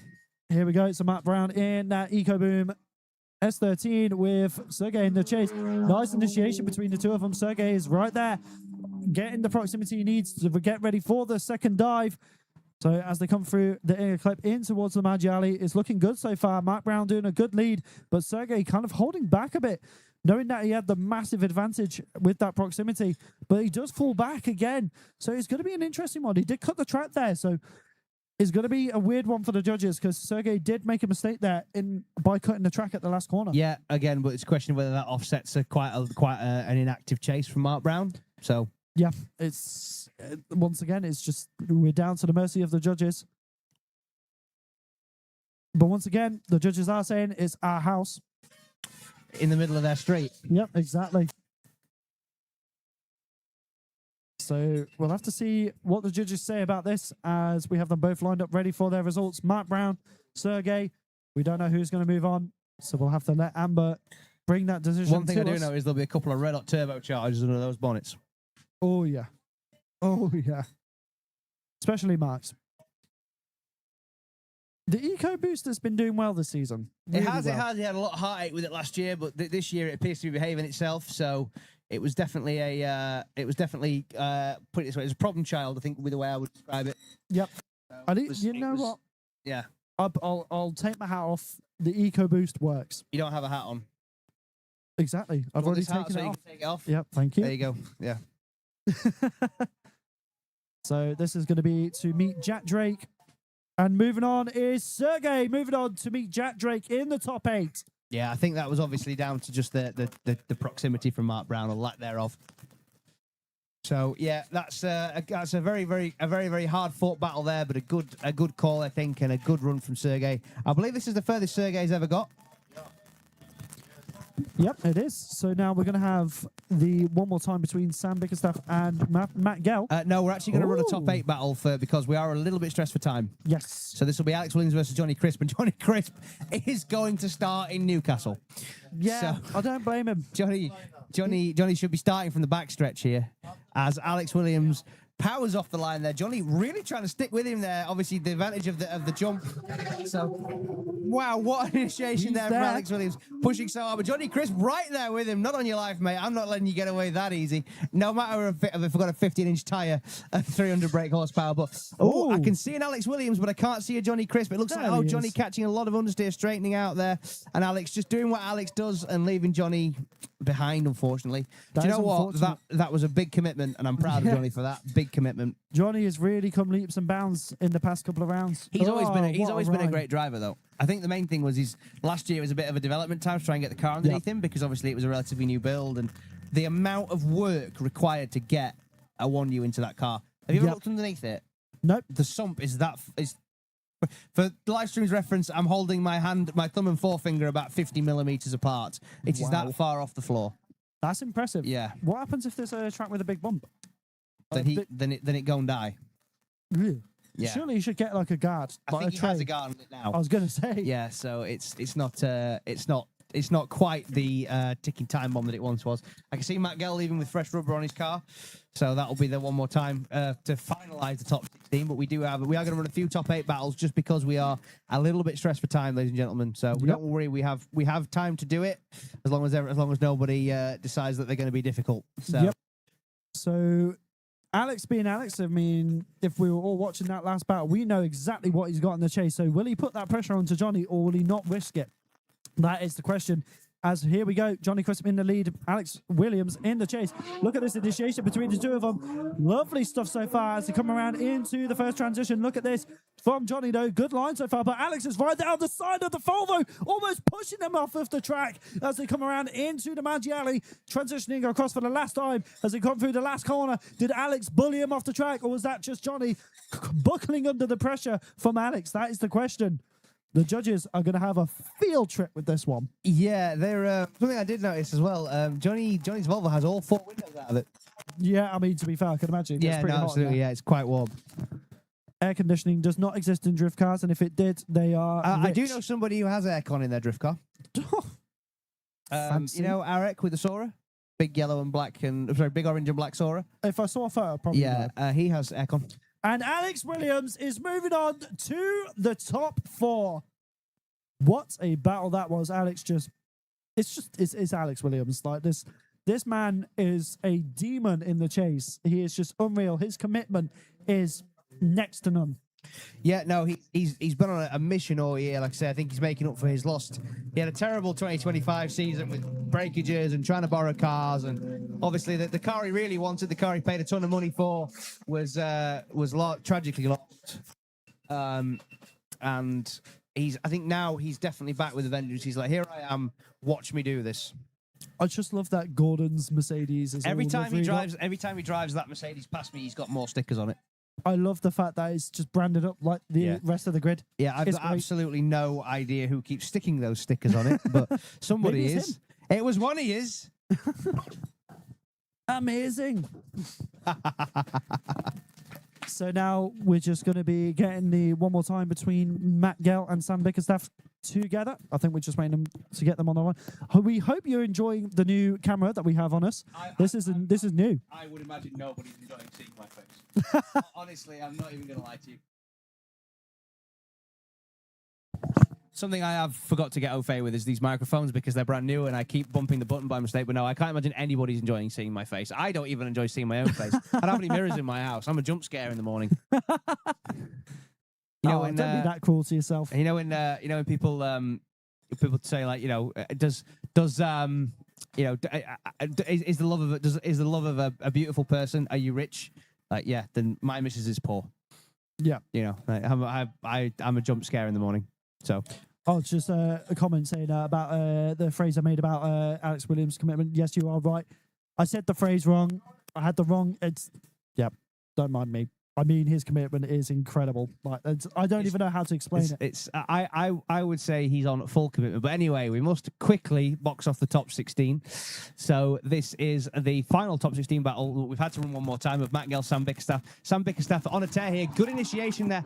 Leaving Matt Gell in the dust a little bit here. Matt now standing on the loud pedal of the Z, using all the freedom powers to try and drag himself back in there. He's got 450 mighty American stallions under his right big toe, with Sam doing a great job so far, doing a fantastic lead run, keeping it on the straight and narrow, not crucially dropping wheels over the backstretch of the circuit and across the line. That was, Sam Bickerstaff has managed to get some incredible pace this season, and I guess you've just seen that comment that Jim just made, calling you the English Wolverine. I'm flexing my hands and no claws are coming out, so I'm not quite sure that's... Mental claws. I mean, wasn't Wolverine played by Hugh Jackman? Yes. A lot of girls fancy Hugh Jackman. I'll take that. Maybe Jim fancies you. Jim, if you do, I highly advise you not to act on it. You're a great guy, but I say... To be fair, he's a great personality in the pits. Yeah. But so we're going to get them flipped round and we're going to go again. Obviously, Matt Gell taking a wide sweep here. Maybe he wants to keep all of the possible. He doesn't want to flat spot his tyres by spinning it around on the handbrake. Yeah. So it's crazy that you can't actually flat spot tyres. Do you know what is a really common way of flat spotting tyres, especially on the front of your car? Spinning the power steering on the spot. when you're parking. Ah, yeah. That's a really common way of doing it. Yeah. Oh, sorry. Nobody saw the Mercedes stickers. It's actually our boss's daily driver. Anyway, we get off topic. So the Matt Gell there, great initiation there, but not quite as wide as judges would want to see, and a little bit shallow there. Picking up the inner clip only on B-line. Sam Bickerstaff is not letting him get away. He's right there with him. Matt Gell coming up shallow on the second Mangiali clip and shallow on the third, and he's on a little bit of a strange line there, but he pushes out wide. Oh, but a straighten just before the line from Sam Bickerstaff. This has got to go either way.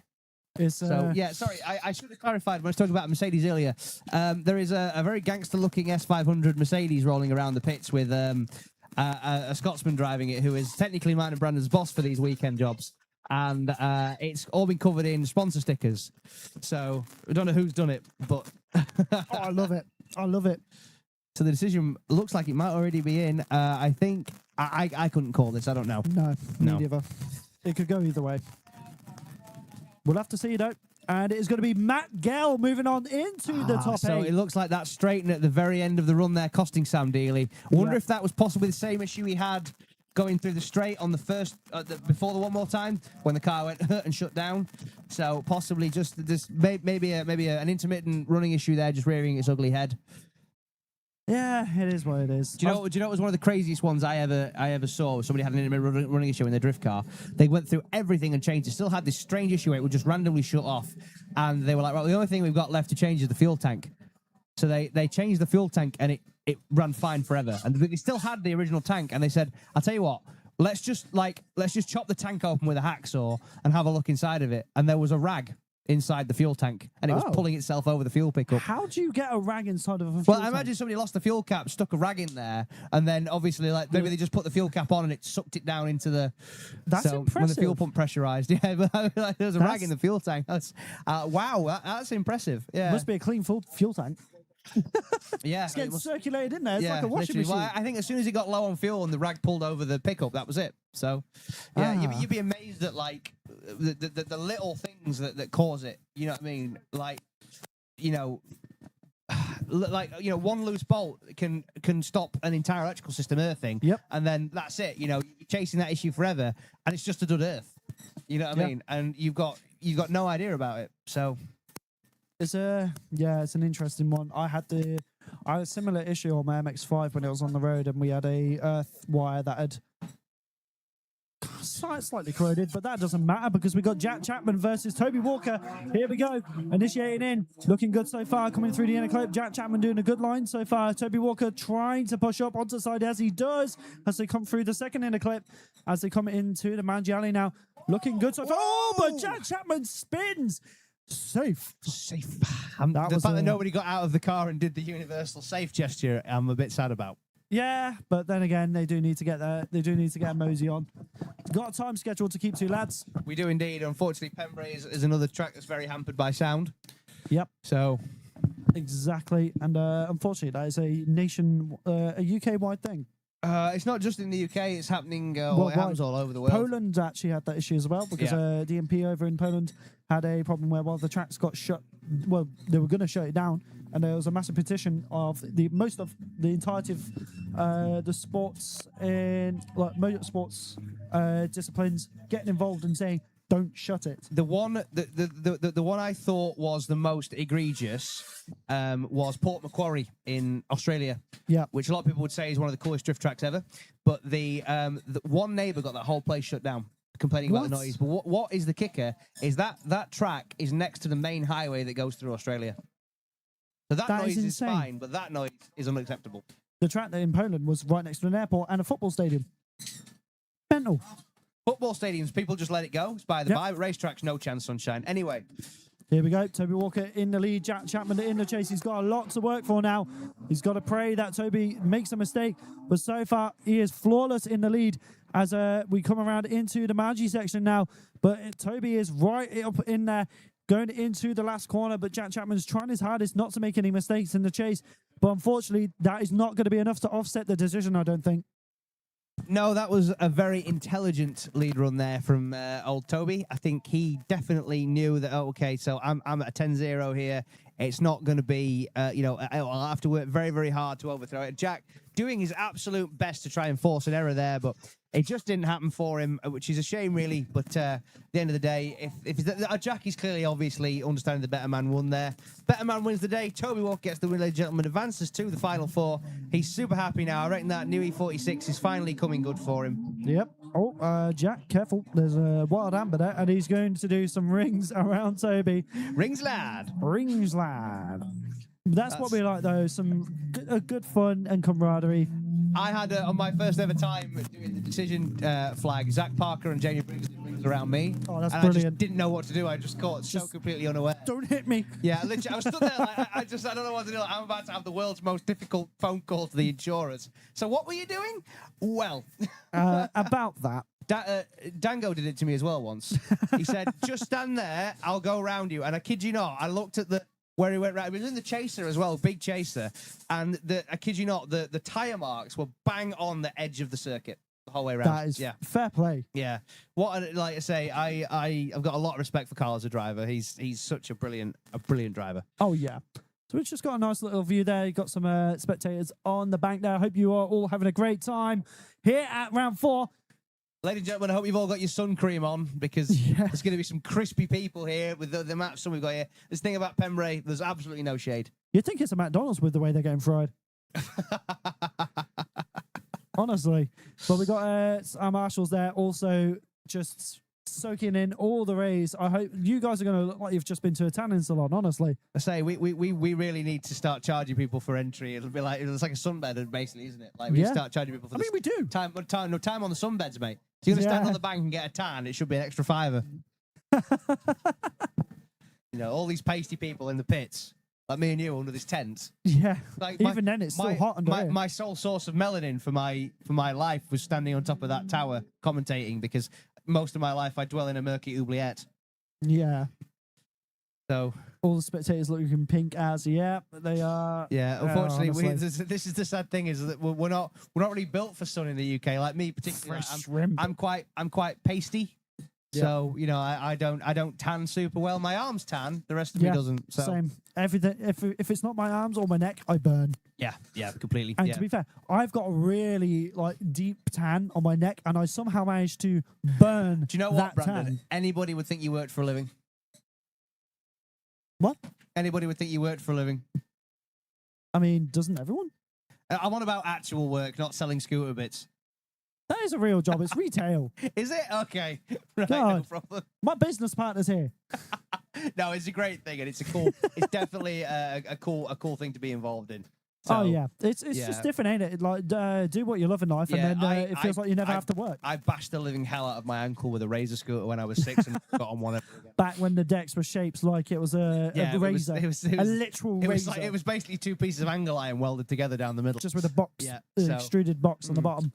Good times, good times. The sport's come a long way since, but we're not here to talk about that. We're here to talk about drifting. We are indeed. And I hope everyone's having a good time. And thank you so much to all of our sponsors and everyone involved in the background. We've got Talk and Tidy, Volkscraft, Dory Hero, and PO Performance. They have been doing incredible things for us. While we're on the subject of PO Performance, for the love of God, please tell me everybody currently in attendance here has gone down and checked out the stand-up PO Performance because there are so many shiny speed parts there.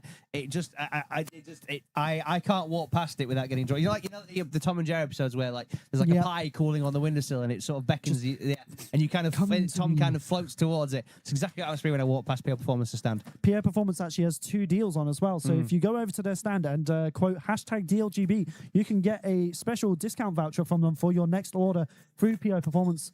And also, if you buy any 2 shirts or merch, you get 10% off as well. Oh, so I do. If I do believe that is correct. Yeah, Let me just double check. I might need a new shirt because I'm sweating through this one. Black is not the ideal color for this kind of temperature. It is pretty lethal, to be fair. The sun, as my old man would say, is rough. So but no, honestly, I should actually shout as well. I didn't know. Did you happen to walk past the stand, the Drift Cat stand with all the cool 3D print stuff? How cool is some of that stuff? Like it's wicked. I bought myself a little green Volvo wagon where the wheels went round. Oh, on it, that's like a cool. 3D printed like a standard Volvo wagon. How cool was that? Because I miss my Volvo every day. So, I love my Volvo. Best thing I ever bought. well, I Best still daily. have a Volvo, but I miss the Volvo I had before I had that one. Yeah. So Another thing is we've got Kenzie House. we have indeed, yes. Own merch So tent. obviously Kenzie definitely trying to make motorsport a brand now, which is great for him, to be fair, because it's a good way to be. And obviously Kenzie has his Kenzie Drifts merch, and he also has he's now accepting stuff on consignment from other drivers, so you can get your Alex Williams merch there as well, which is cool. Nice. Obviously Alex has got some cool new designs with the Pink Panther on the back. It's cool to support Alex. Obviously, he's doing a hell of a lot for the sport this year. You know, competing in 2 championships. So Nice. Yeah, You can't go wrong. And obviously, it's a great way to support their programs as well. And it keeps them going in the sport. So everything you do directly supports them in their journey, in their career. And we also have Talk and Tidy with their own merch area, well, their own gazebo. And they have a TV in there, and they're playing this live stream and Drift League videos on there as well. So if you want to go and check out any previous round videos. I have just been sent a photo that Dan Martin took of the E36 of Jack Chapman and Toby Walker, and you wouldn't know there was 2 cars in that, would you? It's quite Wow. that must have been a lot nearer than we thought. So Matt Gell with fresh tyres is coming straight back out here to battle Nerejus here in the top 8. So Matt going back for a bit of a run up. This is LS versus LS and LS violence. So of course Matt Gell pulling into the lead lane as the higher qualifier. This is going to be very, very interesting. I mean, Nerejus is a very aggressive driver as well. He is a very good driver. Yeah, so if Matt Gell the higher qualifier, Matt qualifying 13th, I believe. Yes. So yeah. This is going to be interesting as we get them ready to go. I can hear them slightly revving on the start lane, even from here. Just pure. That was a terrible impression. Yeah, pure unadulterated carnage here if we're not careful. So Matt Gell to lead. Nerejus chase. Good flick entry there from Matt Gell. Not losing momentum crucially with that monster LS3 behind him. Obviously, the big boy conversion for what Matt Gell drives as Matt pulling a big gap on the Team Ninja E36, but a little bit shallow on the inner clip. But Mangiali being sewn up very well. Matt Gell needs to be careful here, not dropping wheels. He's just on the line, possibly 1 wheel off there, which is not a 0, but it is an impact on his score. Nerejus kind of hanging back there a bit, being a little bit tentative. I don't think these two have ever battled together. So No. I'm convinced they've ever driven together. It's an interesting one because a lot of these drivers, even though they've been in Drift League for a long time, some of them haven't even battled one another. No. So they're still figuring out how they all drive. Matt and Nerejus have been in this sport for the same length of time. I've been in Drift League for the same length of time, and I'm fairly certain this is the first time they ever pulled each other in a battle. That's insane. Yeah, so like I say, they've got no measure of each other. So obviously you can watch somebody drive, but until you're sat behind them, as the chase car or leading them in as the lead car, you don't really know. You've got no perspective. Even practice isn't a proper way to size up a driver because that's not full commitment. Absolutely, it's not. So it's like you're pulling your punches in practice. So now it's where it matters. This is where you truly see someone's talent. Absolutely. So this is, I'd say if Matt Gell actually advances to the Final 4, this will be the furthest he's ever got in competition. Yep. So this will be very interesting. So here we go. Now just in the lead. Matt Gell in the chase. Not too shabby so far. Very inside there though from Nerejus. Oh, just they both mark the grass there. And it does mess them up quite a bit. Nerejus does manage to hold it on a bit better than Matt. As they come through the last section, in the Manji section, Matt tries to go for the dive. Doesn't quite work out. Nerejus gets on the throttle before he can get there. And they come across the line. Definitely not the cleanest run between the two of them. No, I think that neither one of them is a run that I would say was indicative of the quality of the driver. Possibly a bit hot and bothered. There's a lot of grip out there now. There's a lot of rubber been laid down. So, but okay, so we have a decision already in. So obviously Nerejus only having this only being Nerejus' second battle because he obviously had a Byron in the top 32 after Paul Seymour sadly dropped out of competition. So there's a bit of deliberation being required here. It's going to be an interesting call. I think it will come down to lead car lines. Yeah. If I'm honest with you, because I don't think either one of them particularly was brilliant in the case. No, So- definitely not. This was not their strongest battle. I did see in the chat that they can hear the drone when they come in. So it just goes to show how loud those things are. It's very impressive. And, absolutely. Did you see the footage of Nerejus just completely obliterating his wheel on the bank at Teesside? Was last that round? not Arunas driving Nerejus' car though? I think it might have Yeah, been. it was. Yeah, so it was. But that's Same car, different driver. Yeah. Full commitment, though. Got to give it. So it's Still waiting on a decision. Both cars look phenomenal. I though. can see a wild Jack Drake appearing there. He's powering up the return road now, getting ready for his battle. It's quite intimidating, to be honest. Like the championship leader, and he's got an aura about him when he goes through the pits towards the start line. You can tell he's hungry. Most definitely, yeah. I mean, he is somebody who does deserve to be a Champion. Yeah, absolutely, he does. Definitely. And the way he's been driving all season, it's clear. And but now it's all in his own hands. And moving on, is going to be Matt Gell by split decision. Matt Gell advances to the final four. It's definitely an interesting one. I've just got well, I think Harry's going to go over to the judging tower to figure out why that decision went that way. And just looking at the comment from Cyber Runner, I'm not too sure. He might potentially drive again. We do not know. We will find out when it happens, essentially. So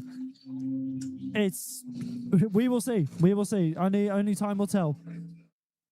So now we're going to be moving on to the next battle. And if I get my lovely brackets, we get a lovely view of the Pembrey sign there with the marshals, and the bank is looking very populated. Where is my brackets? So now we've got Matt Gell versus Alex Williams in the top four. And now it's going to be down to Jack Drake versus Sergey to finish up with Tobias Walker. Yes, so essentially, I was right. It all came down to the quality of the lead runs from both drivers. It was a hair-splitting exercise, but that was what it was. There we go. So the next battle is going to be Jack Drake versus Sergey, who will be meeting Toby Walker in the top four. Yeah, I've just seen Jack Drake leave with some fresh rubber on his car. And it's fresh rubber because nobody bothers to peel the stickers off. Nope. It's a status.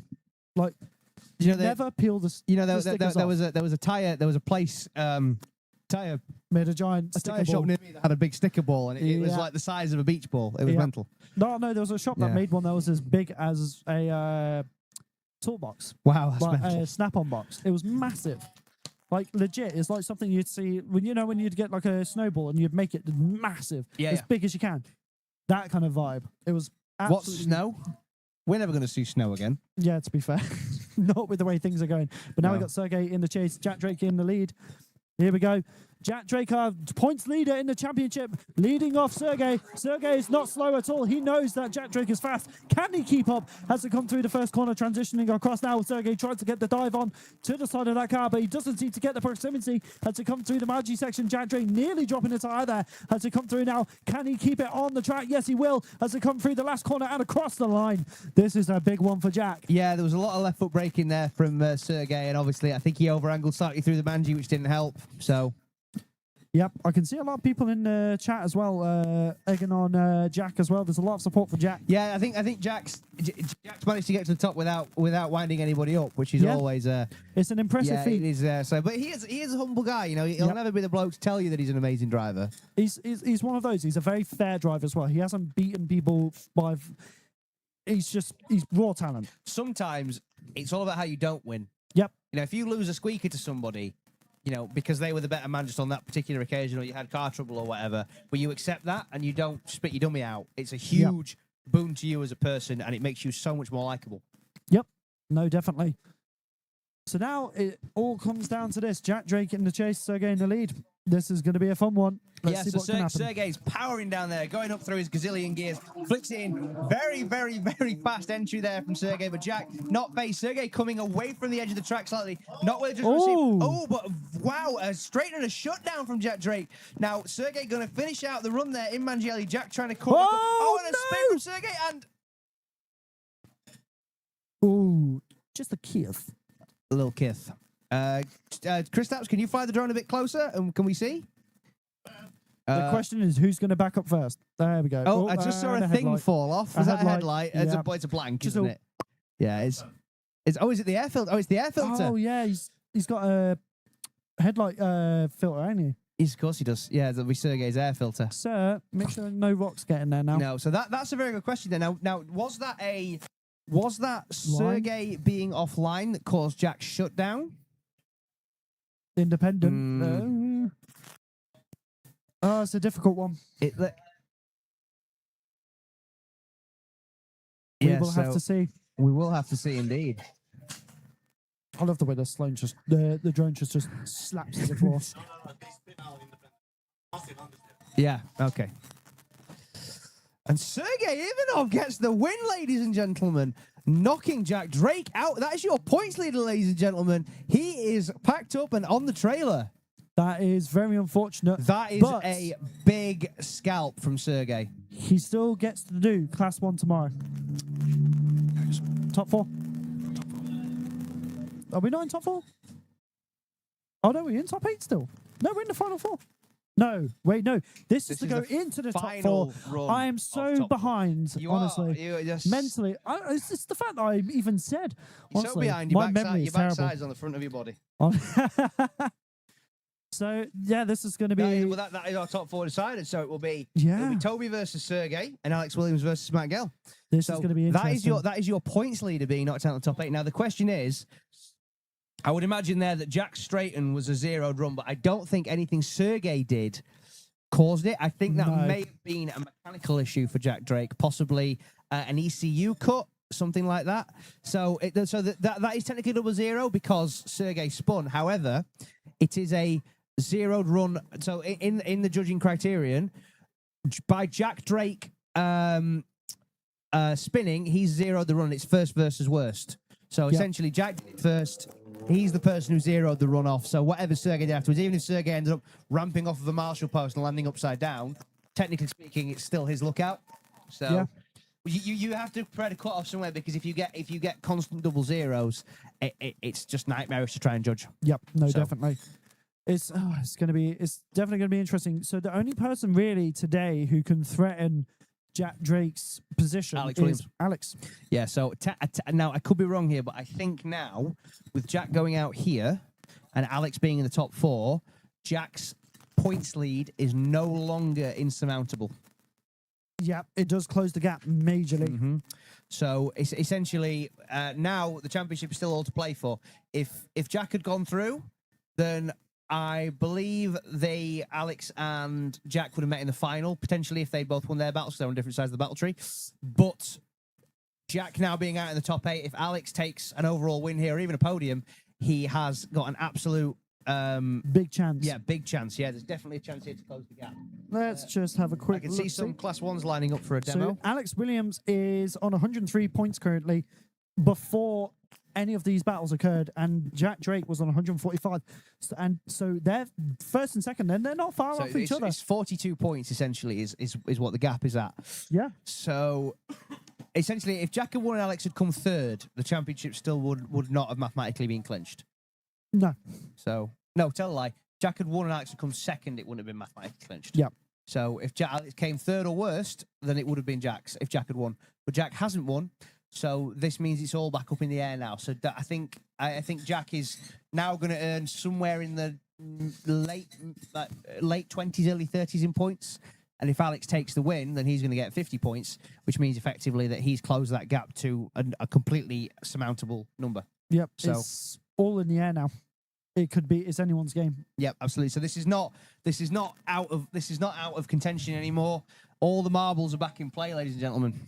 This is quite the weekend. Alex Williams has got to take down my good buddy, Mr. Gell. Yep. Which is not done yet. It's not open and shut yet. It ain't over till it's over. So Alex Williams now launches off the line with Matt Gell tagging along behind him. Alex, big entry there from Alex. Same initiation we've been seeing all day. Lots and lots of rev limiter. Obviously hitting third in that car. Matt Gell there really sticking with him though, determined not to let Alex run away from him. So what a great run so far from Matt Gell. Trying to keep with Alex, but Alex is putting on a clinic as usual, doing everything right and keeping himself nice and gathered up, not running over the track. Alex, one of the few drivers I've not actually seen run over those white lines today. Yep. So he's really got some secret sauce dialed in there.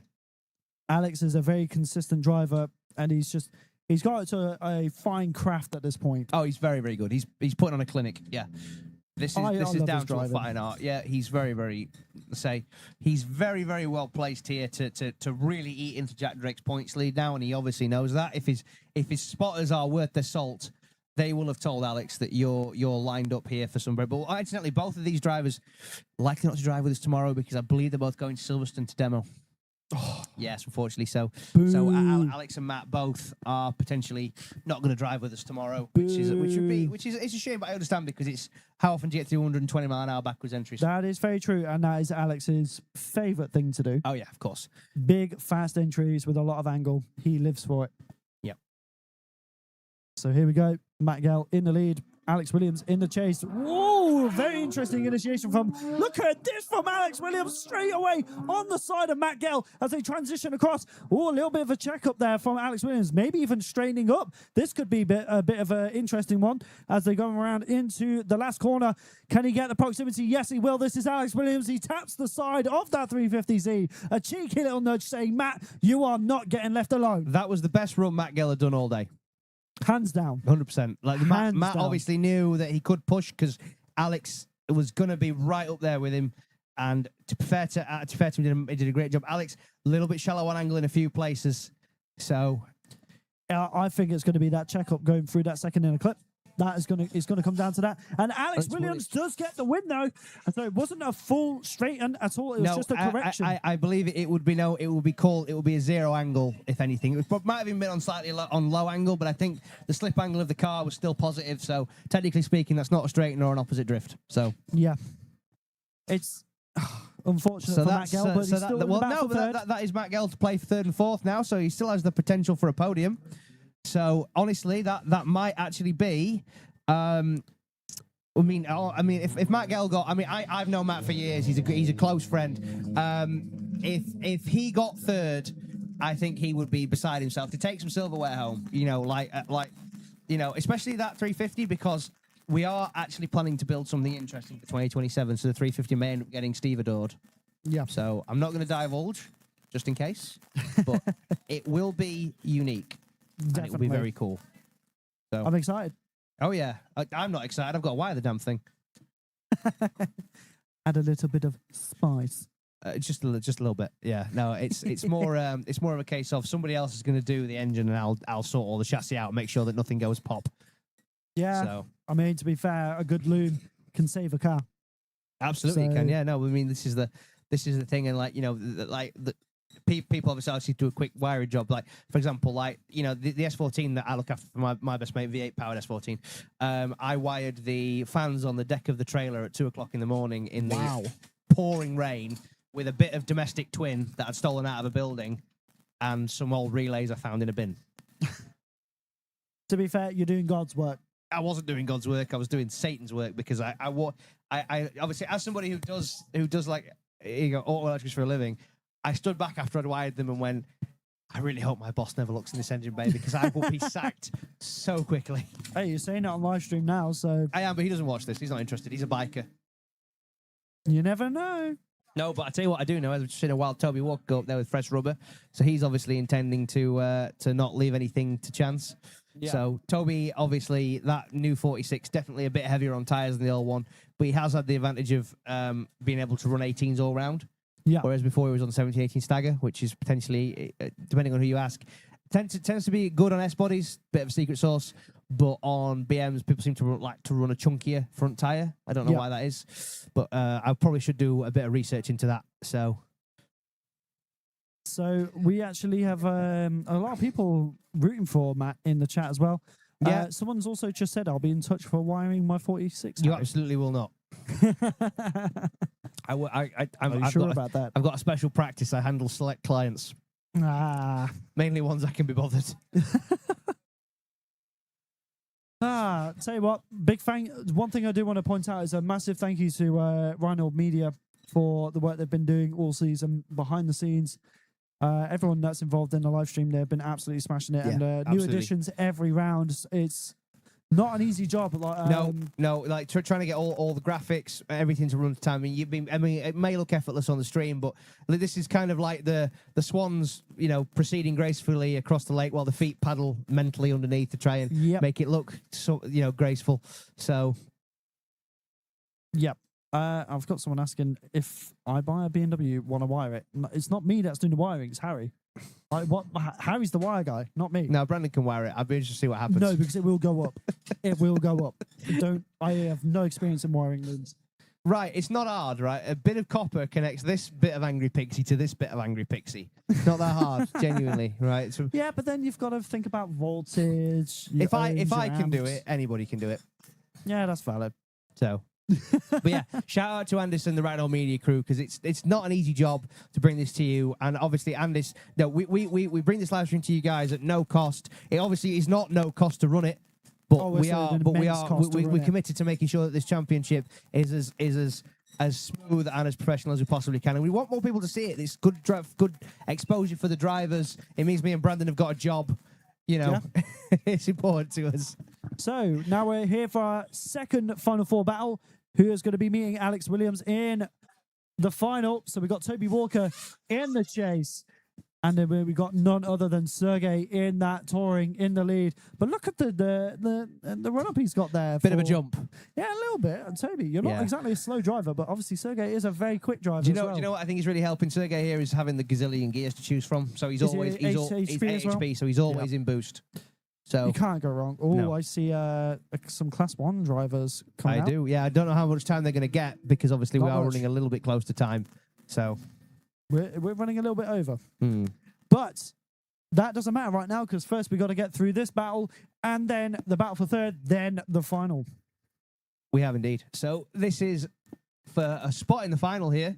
Obviously, Toby Walker in a new build and Sergey a new driver with us for this year. Well, a new driver for contesting the season, should I say. So it is all to play for. All to play for. Definitely. And I do believe this is the furthest I've seen Sergey go all season. Oh, yeah, yeah. This I believe is- it's also the furthest Toby's gone in his new car. I think so. He Yeah. did well last round, but I don't think he got quite this far. Someone correct me if I'm wrong, but what a performance it's been for a lot of these drivers. I'm not too sure what we're being held up on right now. I but- will ask a question while we're on the track hold. Commentators, what's your thoughts on Rover SD1? I'm for it. Bring some wild retro chassis. Why not? Yeah, bring that to Drift League GB. That'd be cool. I'll even help you.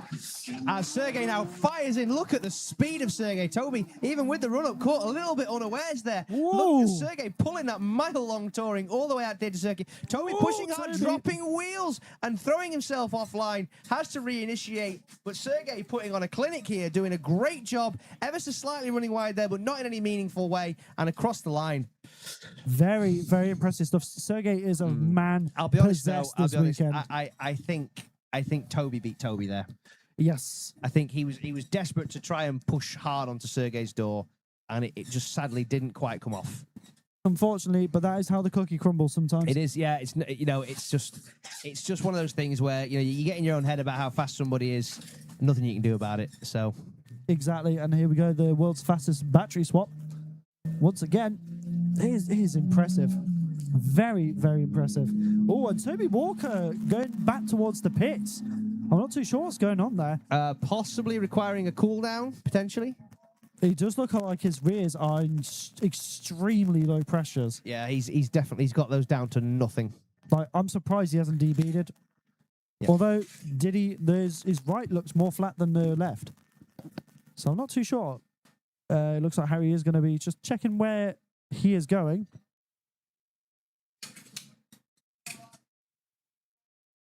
So we're just trying to figure out what's going on. Do you have a... So it sure looks like Toby may have debeaded the offside rear.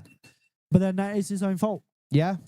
So I think in the rule book, it is a case of because I think, has he had a 5 minute already? He has not had a 5-minute rule, No, but it so does he- appear that there is going to be a park-up job here. So Unfortunately. So we're going to have to hold the action quickly.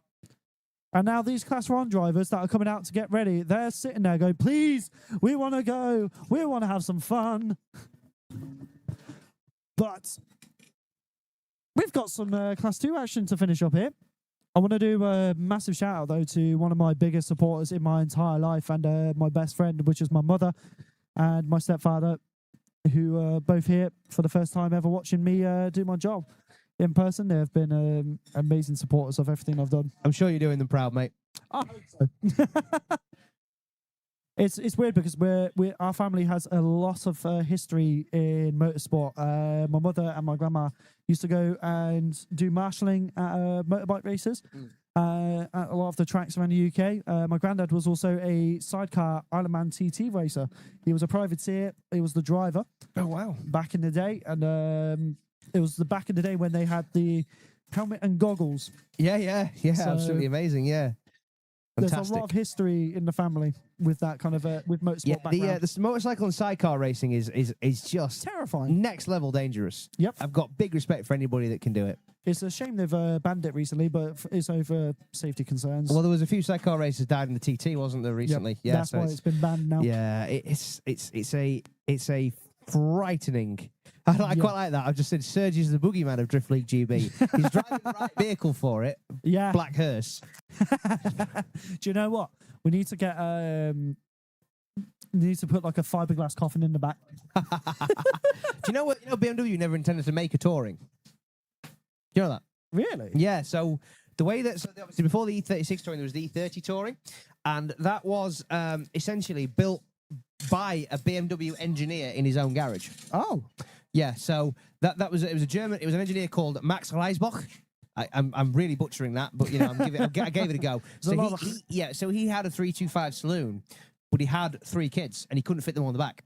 So he bought a slightly damaged 323iX and he built his own like rear section, fabricated his own rear section for it, used the back glass out of a Passat B1 estate, and then he finished it, drove it into work one day, and the BMW design engineers were all poring over it, and they went, we're going to have to make these. Yeah. So they I mean, I took don't blame his them. car to prototype it. The That car is that he made in his own wild. garage, yeah. So then obviously when the 36 came out, the 30 Touring sold so well, when the 36 came out, they said, yeah, we're going to make a Touring. Yeah. So I mean, why not? I mean, they didn't they make a 30 touring as well? yeah, that's what I'm saying. But the 30 Touring was made by somebody just in a shed. That is insane. Yes, it was never designed by BMW. It was never supposed to be a BMW designed vehicle. So That is wild. I see Toby Walk coming out now with fresh rubber on. Quickest tyre change in history there. So That was pretty quick. Yeah, that was pretty quick. I've got that down at just over 2 minutes. That's not bad. Yeah, no. So, That's well, not bad I mean, at to be all. fair, I mean, that's what a tyre change should take, in my Yeah. humble opinion. If you're going to come to a drift event and you're going to change tyres, I'm not going to use the word I would use, but if you're dragging your feet and it's taking you 10 minutes to change a set of tyres, Yep. do better. Yeah. Do better. To be fair, Step with your- how it is step these your days game as up. well, Yeah. even in Class 2, you have a lot of these drivers aren't doing it on their own. They've got teams, they've got family around them, and it's one of those where you should utilise that. course you Utilise the should. people around you. Yeah, of course you 'cause- should. It's all about your support network, and this is something that I've been saying since time immemorial, is that like a drifter is only as good as his crew. Yep, exactly. And that's the goodness truth. Like your crew can cost you a battle, can cost you a race. The God honest truth is the more of a network you've got around you, and the more important people that people that are crucial to your program. The good people you surround yourself with will make all the difference. Like, people who turn up on their own, they've got no crew and doing everything themselves, they're their own servicemen, their own jackmen, their own tyre changers. Like, ideally, what you need is you go into the pits, somebody's ready with a jack, there's 2 wheel guns, 2 fresh tyres there, somebody covers the nuts off, somebody changes the wheels, somebody puts the fresh tyres on, and away you go. Yeah. You know what I mean? Like, it should be a minute from jack fully up to jack fully down. Yeah. So, I mean, there should be tyres ready to go. Exactly that. Yeah, of course. And obviously our tyre guys here, they all, Clear and Nathan and all the rest of the tyre guys, they work so hard changing those tyres. I mean, if you've tried to put a 245 on a 12J wheel, you don't know the meaning of the word pain until you've done that. Yeah. So anyway, but we're back on the line now. So it's going to be, I think this will be Sergey's advantage here. Yep. So it is all down on Toby's trying to force an error, but it's very hard to do that in the lead. So Here we go. Toby Walker in the lead. Sergey in the chase. Let's see what they can do. Nice initiation there from Toby. There is a gap forming, though, that Sergey is nowhere to be seen so far as they come through the first transition. This is looking good so far from Toby Walker, but Sergey is struggling to get onto the side of that door as they come through the Manji section now into the last corner, but Sergey is just not being able to get the proximity as they come through. He tries to cut the track and he still doesn't get on the door. This could be a game changer. no, I wouldn't say that was an inability for proximity. Really? I would say that was a safe, conscious chase run. I mean, it's, yeah. Okay. So yeah, no, I agree. I would say that was a conscious chase run. I would say that is. I know I don't have to push. Yeah. So- Hopefully it wasn't just too far away. No, but I say that's always the double-edged sword there. Unfortunately, but I guess we'll see. It's all down to the judges. I have a feeling this would be Sergey's. But at the same time, you never know. Maybe the judges seen something we didn't. But no, it is Sergey moving into the final. And Toby will be moving into the battle for third. This is going to be fireworks. With Matt Gell. This is going to be so yeah. much fun. This is just pure chaos. Absolutely. So the main thing is, obviously, the third and fourth place playoff is a crucial thing. So I believe Matt Gell's already out there. Don't think he's changed tyres or anything. And I would imagine, because Toby's got a fresh set on, no, he will be going back into the pits to change tyres, which is surprising, really. So, I mean, you can go straight back to the track through that way. you can indeed, but I would imagine he's not. Which is surprising. Only though there's only one run on those tyres, he obviously wants to change and put fresh ones on. So yeah. I'm surprised at that, to be honest, because it's genuinely not. I would have thought having a scrubbed in set would actually help. Yeah. First runs off them. You know, it's not drag racing. You know, these tyres are better. You know, a scrubbing set isn't a bad thing to have. Yeah. Especially not when you're battling a car with a similar amount of power. Yeah, no, You don't want too much grip. It's an interesting one. We'll have to see what they do. But for now, we've got a little bit of spare time. I've just seen a message from Jim. The only crew member you need Ryan Tuxworth. That's I mean Ryan Burgess is doing pretty well with just him. You know, he's pretty much single-handed. Other than so, yeah, that's a very good point. Well, you got Max Fletney as well. Yeah, Ryan Max Burgess. Fletney obviously looking after old Willie Hardy as well, Frank Abagnale. In fact, I just had a message off Willie Hardy. In fact, I will read it out. It said, power steering overheated and shut down. Oh, That is exactly what happened. Apparently, he's got the wrong fluid in the pump. So, that's unfortunate. yeah, so Hopefully we'll it's not. I think it was a case of he put thicker fluid in the pump to try and give it half a chance, because obviously the veins in those pumps can get weak over time. So, the final hopefully is where he finally gets his luck. it would be nice, because man, honestly, if that poor old Willie Hardy, if that car, if he didn't have bad luck, he'd have no luck at all. Yeah, the man has got so much talent behind the wheel as well. It's just it's infuriating to see the car being the way it is. Oh, of course, but twas ever thus. Unfortunately, that car has not really been the same since the hit with the Driftland wall a couple of years ago. No. So, and it's a real shame, and he's gone through, he's put so much time and effort into trying to get that car back aligned. And, and obviously he had problems with the car filling with smoke, and I mean, that is always a nightmare. Like, if you can't seal the cockpits of these cars, especially when it's as dry and arid as it is today, if you can't seal your cockpit properly, you're driving blind. There is no way to see what you're doing. Like, I've been in cars on practice days when it's been bone dry, and by the time you finish the run, you can't see the dashboard.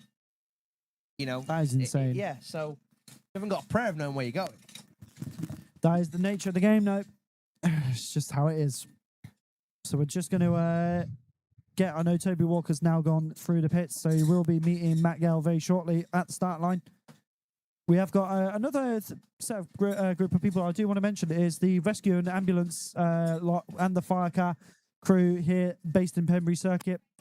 They are poised and ready for whenever, and I can guarantee you they are a very talented bunch of people, and they have probably done amazing things and saved a lot of people in this track. So big thank you to them for being involved. It's a difficult job and a thankless job as well. Yep. And like I say, being involved in any kind of emergency service, there's a long history of public service in my family. So I've always got a lot of respect for anybody that's willing to be, do fire, paramedics, anything like that. Yep. It's a level of commitment to a role that I could never ever comprehend. Yep. Someone just said, don't forget little Harry's dad. Yeah, of course. The The English John John Shanahan. Shanahan. Do you know what? I'd almost go with that, except he hits things with hammers a bit less often. Yeah. Yeah. So my abiding memory of John Shanahan will be in welding Adam Simmons' wastegate on with ski goals at 2017 night fight. So here we go. Toby Walker in the lead. Matt Gell in the chase. Let's see what happens in this battle for third. But Toby Walker has walked away from Matt Gell as they come around now into the first transition. This is looking good so far from Toby as they come through the second inner clip. But look at the separation between these two. This shot is insane. The entire bank is on show there as they come through. But Matt Gell tries to get the push. Does cut the track a lot to get the proximity and across the line. That is not going to be what the judges want to see. Sacrificing line for proximity is not the way to get proximity. No, absolutely, but obviously, No, but obviously Toby running a, I would say for this track, when you're up near the limiter, possibly Toby's setup is a little bit better. And also, of course, you've got, again, a trailing arm car. Yep. Screams off the line. It's just gone. Yep. I did notice we got Alex Williams leaving the line. Yeah, he'll be getting ready for the final. I would imagine Sergey will be closely following it's right him. here. It's here. It is. He's got a real chance here to massively eat into Jack Drake's lead. Yep. So Massive. So now we're going to get them back at the line once again. And no, we do not reveal the podium. We reveal it at the podium. yeah, we'll let you know we have a decision, but we won't let you know what the decision is. Exactly. That's just how we roll. So now we have Matt Gell in the lead, Toby Walker in the chase. Here we go, initiating him once again. Toby Walker doing a good job behind Matt Gell. Matt Gell a little bit shallow there as they transition across in towards the inner clip. Oh, but Toby Walker pulls out. Wow, I can't see that being an issue with Matt Gell's lead because he's putting on a clinic. I think there was a failure. Yeah, that failure. definitely looks like that might have been the same issue that shut him down the first time. But we're gonna get, we need to make that so. Yeah, so it looks like it. So it looks exactly like, weirdly, Jack went off at the same place. Same way. Both of those vehicles on an Astor Sauer steering pump. Yep. So potentially something is a little bit. So the judges do have a decision, and we're going to be revealing that at the podium. And we're not. It's a strong. It's a strong guess, but once again, though, we're not judges. Don't go there. We're not judges. Don't go there. Don't go there. Don't Anything go there. could happen. Don't go there. There are loads of eggs there. Wait till they hatch. Yep. Right. Okay. But now- That is one of the best pieces of advice I could ever give you. Okay. Now Don't eat chickens. we move on to the final We do indeed. Yeah. here at round 4. So the obviously a final match that I'd never had this on my bingo card. I can just see Sergey now powering up the backstretch to get back out to the circuit. So hopefully we'll get some ever so quick runs from the Class 1 drivers, maybe a couple of exhibition runs each, provided that everything goes smoothly with the final. So this is, believe it or not, these cars more evenly matched than you think. Obviously, Alex having a weight advantage. Yep. Both the person and the car, because Alex Yeah. is like really small and skinny. He's the scrawniest lad ever. He is. This is like, It looks like he's just come out of college. he wants fattening up, is what he wants. But yeah. So If Alex's missus, if you're hearing me, please feed him more. yeah, but Izzy's also very svelte. I don't think the two of them eat anything. You know what I To mean? be fair, though, I have a feeling Alex has got an extremely good metabolism. I don't have a high metabolism. I did until 21, and then I became a No, blood. I've always been like this. This is 100% pure fat. I'm blaming lockdown for my weight gain. No, I'm just blaming my. I've got good genes in some ways. I've got good hair, and I've got I'm fairly intelligent. But I definitely did get the old whatever you eat's going to go straight to your belly. So it's one of those. So you can't really see it on the. Fortunately, Anderson's cut this camera quite well. But You and me both. Honestly, Yeah. it's at the perfect Yeah, you point. can't- I am can't- not standing up on can't camera. quite see the veranda over the toy shop. So Yep. it's just yeah. So now we're just going to wait for these two to get to line. And honestly, have you got any thoughts? I genuinely don't know how this is going to go. Logic dictates that Alex Williams, this will be a duck walk for him. But You never know. With what we've seen today, it's been a wild cabal of ups and downs. Like I say, Anything can happen. yeah. Honestly, like it's been incredible, really. Like I would never have pulled Sergey, off of my bingo card for this. So No, definitely. So, Pembrey Circuit, are you ready for the final? It's hard to tell. It's hard to tell. Pembrey Circuit, are you ready for the final? That's better. that's better. That's better. Here we go. It is about to kick off. We have Alex in the lead. Sergey in the chase. This is going to be fireworks. We are ready to go, and so are they. Here we go. here at Class 2, powered by PO Performance, round 4 here at Pembrey Circuit. Sergey in the chase, Alex Williams in the lead. What will we see between these two titans as they come through the first corner? Alex limiter bashing that S14 as he comes through the first transition. Sergey is almost there. He is struggling to keep up with the pace of the S14, piloted by Alex Williams as he comes through the Manji section, coming around into the last corner. This is looking good so far from Alex. He does a clinical lead line. He is a man possessed today. He does make a little tire drop though at the end. Sergey has got a lot to work on. He has indeed, but I definitely think that this is. I definitely think that it was a great run. It wasn't perfect. So there I are think, cracks in the armor. I'm gonna say, yeah, I think there may be, let's say, in much the same way that there's a few cracks in the fiberglass on that car.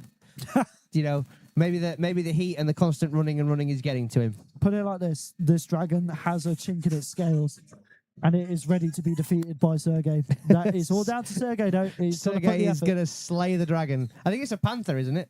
Well, in this case, it's evolved into something a bit more lethal.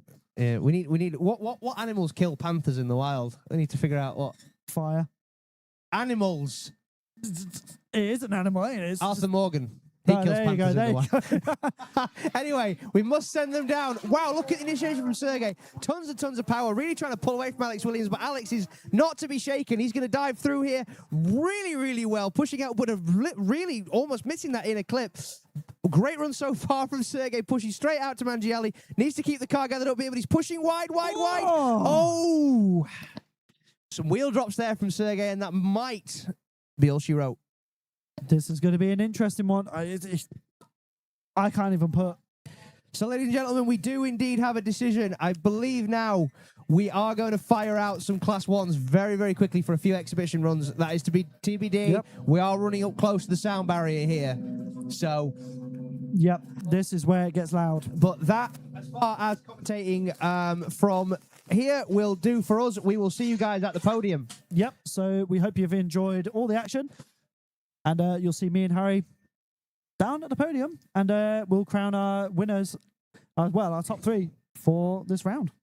Yep, thanks very much, guys. Thank you for sticking with us. And we will be with you guys again very shortly. Enjoy the show.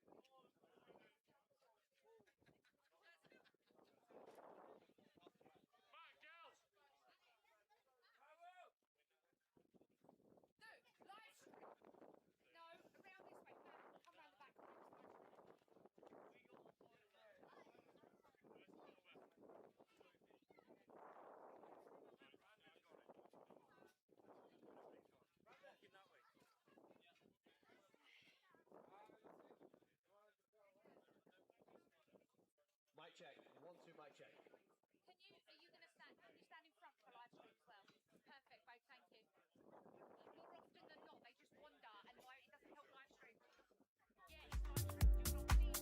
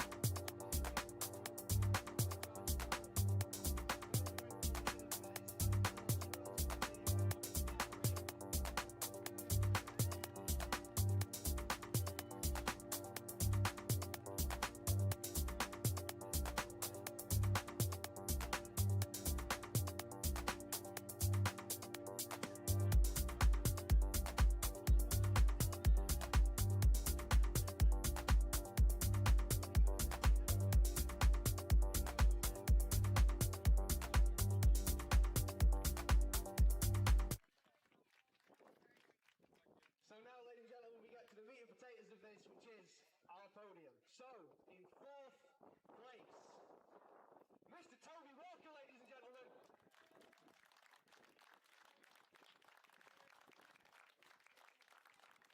Which means, taking his inaugural podium spot in Drift League, it's Matthew Gell, ladies and gentlemen, in 3rd place.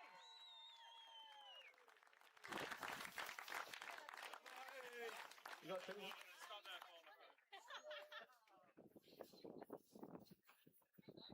So that is an inaugural podium for Matthew Gelland, but there can only be one winner.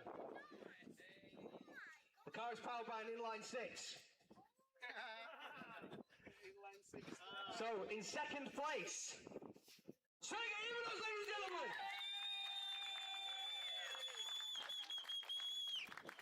Very, very well done, Sergey. Absolutely fantastic drive from you all weekend, my man. It's been great. But that means, ladies and gentlemen, your winner of round 4, Alex Williams. And the redemption arc is finally complete. Right, guys, on checks up and just walk forward for me. Which way? Where the fresh boat, babe? You want Good done. Yeah. Happy now? Right, thanks, boys. Ladies and gentlemen, if you're in the splash zone, I highly advise you step back.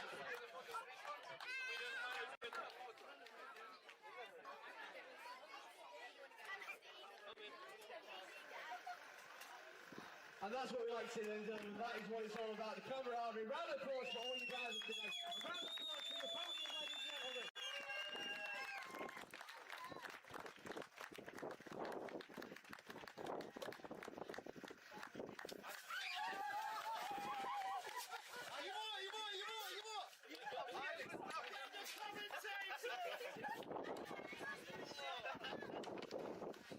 Ladies and gentlemen, all that remains is for me to thank you very much for attending round 4 of 2026. And once again, thank you to our sponsors, PO Performance. Thank you very much to Reinhold Media for this incredible stream today. Thank you to PO Performance for sponsoring the Pro Tour Championship.